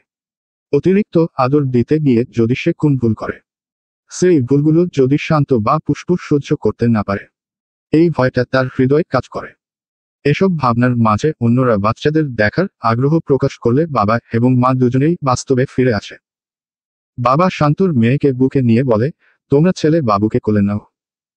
আমি আগে আমার নাতনিকে প্রাণ ভরে দেখি, তারপর তোমাদের দিচ্ছি। এটা বলে নিজেই ছেলে বাবুর দিকে তাকিয়ে বলে, দাদু ভাই তুমি রাগ করো না, আমি তোমাকেও আদর করব, তবে আগে বোনকে আদর করি। তাদের এসব কথার মাঝে শান্ত নার্সকে বারবার পুষ্পের কথা জিজ্ঞেস করে। নার্স বলে, আপনার স্ত্রী ঠিক আছে, সেলাই চলছে, সেটা শেষ হলে বাহিরে বের করা হবে। পুষ্প ঠিক আছে শুনে শান্ত খুব খুশি হয়। সে এবার তার বাচ্চাদের দিকে তাকায়। তার পরিবার বাচ্চাদের নিয়ে বেশ আবেগে আপ্লুত হচ্ছে দেখে সে খুব খুশি হয়। বিশেষ করে বাবার খুশি তাকে অনেক বেশি খুশি করে। এসব দেখে সে মনে মনে বলে, যা হয় ভালোর জন্যই হয়। একসঙ্গে দুটো বাচ্চা হওয়ায় ভালো হয়েছে, কারো কোন আফসোস থাকবে না। তবে হ্যাঁ, একটা হলে আমিও চাইতাম মেয়ে হোক। আমার বাবার মুখে এই খুশিটা দেখার জন্য হলেও চাইতাম মেয়ে হোক। মেয়ে না হলে তো আমি বুঝতেই পারতাম না আমার বাবা এত আবেগী। আমাকে বাহিরে বের করা হলে শান্ত আবার আমার হাতটি ধরে নেয়। শরীর ফুরবল, চোখ মেলে রাখতে পারছি না, তবুও শান্তর মুখটা দেখার জন্য চোখ মেলে রাখলাম। আমি বের হতে সবাই আমার সঙ্গে টুকটাক কথা বলল, তবে সেখানে বাবাকে দেখতে পেলাম না। আমি শান্তকে ইশারায় এটা বোঝানোর চেষ্টা করি। শান্ত বলে, বাবা মিষ্টি কিনতে গেছে। সে নাকি এখন সারা এলাকায় মিষ্টি বিলাবে, আর তার বৌমাকে যারা যারা বাজে কথা বলছে তাদের এখন তার নাতি নাতনির বর্ণনা করে আসবে। এটা শুনে আমি মৃদু হাসলাম। শান্তও হাসল অবশ্য। সে হাসতে হাসতে বলে, আমিও তো ভাবি আমি এত পাগল কিভাবে হলাম। আমার বাবার থেকেই সব পাগলামি পেয়েছি। দেখলে কত পাগল সে। তবে হ্যাঁ, সে কিন্তু তোমার ছেলেকে কম আদর করছে। সব আদর মেয়েকে করা হচ্ছে। বাবা আসলে এটা নিয়ে বকে দিও। আমি হাসলাম, তবে কোন কথা বললাম না। আমাকে আমার বাচ্চাদের দেখানো হলো। আমি পরম যত্নে আমার বাচ্চার গায়ে হাত বুলিয়ে দেই। সে এক চমৎকার অনুভূতি। তবে এটার চেয়েও গভীর অনুভূতি তখন জন্মেছিল যখন বাচ্চার কান্নার শব্দ আমার কানে আসছিল। অবশ করা থাকলেও আমি সবকিছু অনুভব করতে পারছিলাম। ওই সময়ের অনুভূতি ভাষায় প্রকাশ করার মতো নয়। মা হওয়ার এই অনুভূতি সত্যি চমৎকার, ভীষণ চমৎকার। আমি হাসপাতাল থেকে বাড়ি আসতে এলাকায় প্রায় মানুষ আমাকে এবং বাচ্চাদের দেখতে এলো। তারা অবশ্য মুখে মুখে সবাই কম বেশি ক্ষমাও চাইল। তাদের আমাকে নিয়ে থাকা ভুল ধারণা ভেঙে গেছে। তারা অবশ্য এসব বলার সঙ্গে আমার বাবা মাকেও বকা দেয়। তবে তাদের বকা দেওয়া শুনেও আমি কিছু বলতে পারি না। আমার খারাপ লাগলেও আমি তাদের থামাই না। আমার মন বলে, এসব লোকের কথা শুনে যদি বাবা মা একটু শুধরে যায়। কিন্তু আদৌ সেটা সম্ভব নয়। তবুও আজ আমি ভীষণ খুশি। আজ আমার নিজেকে পরিপূর্ণ মনে হচ্ছে। আজ আমার জীবনের সব রয়েছে। এদিকে বাচ্চার হওয়ার সঙ্গে সঙ্গে মায়ও এক কাণ্ড করে বসেছে। সে চাচিকে ফোন দিয়ে তার রাগ ঝাড়ে। সে সুন্দরভাবে বলে, আমার বৌমার তো বেশ বয়স হয়ে গিয়েছিল। বাচ্চা হবে না বলে তোমার খুব আফসোস হচ্ছিল না ভাবি? এবার এসো আমার বাড়ি, দেখো যাও কত মিষ্টি দুটো বাচ্চার জন্ম দিয়েছে আমার বৌমা। একটা মিষ্টি মেয়েও হয়েছে। আমার স্বামী তো খুব খুশি। তার আর মেয়ের অভাব রইল না। এই মেয়েকে 2 টাকা হোক বা 10 টাকা যে জিনিসই দিক কেউ বাজে মন্তব্য করবে না। ভাবি এসে দেখে চাইও আমার নাতি নাতনিদের। হ্যাঁ, আবার তাদের অভিশাপ দিও না। তারা যাতে ভালো থাকে সেই দোয়া করো। মায়ের এই কাণ্ডের কথা শুনে আমার ভালো লাগলো না। এমন অহংকার করা উচিত হয়নি। তবে আমি বুঝি মায়ের অনুভূতি। সে কোন পরিস্থিতির কথা ভেবে চাচিকে এভাবে বলেছে। আমার দিনগুলো বেশ ভালোই যাচ্ছিল। ঘরের কোন কাজে কেউ হাত লাগাতে দিচ্ছিল না। সবার এক কথা, আগে পুরোপুরি সুস্থ হবে তারপর কাজ। বাচ্চাদের সমস্ত দেখাশোনা বাবা মাই করছে। সেই সঙ্গে তাদের জন্য একজন কাজের মেয়েও রাখা হয়েছে, শুধুমাত্র তাদের দেখাশোনা করবে। যেহেতু আমরা সবাই চাকরি করি সেহেতু তাদের দেখাশোনা করতে একজন লাগে।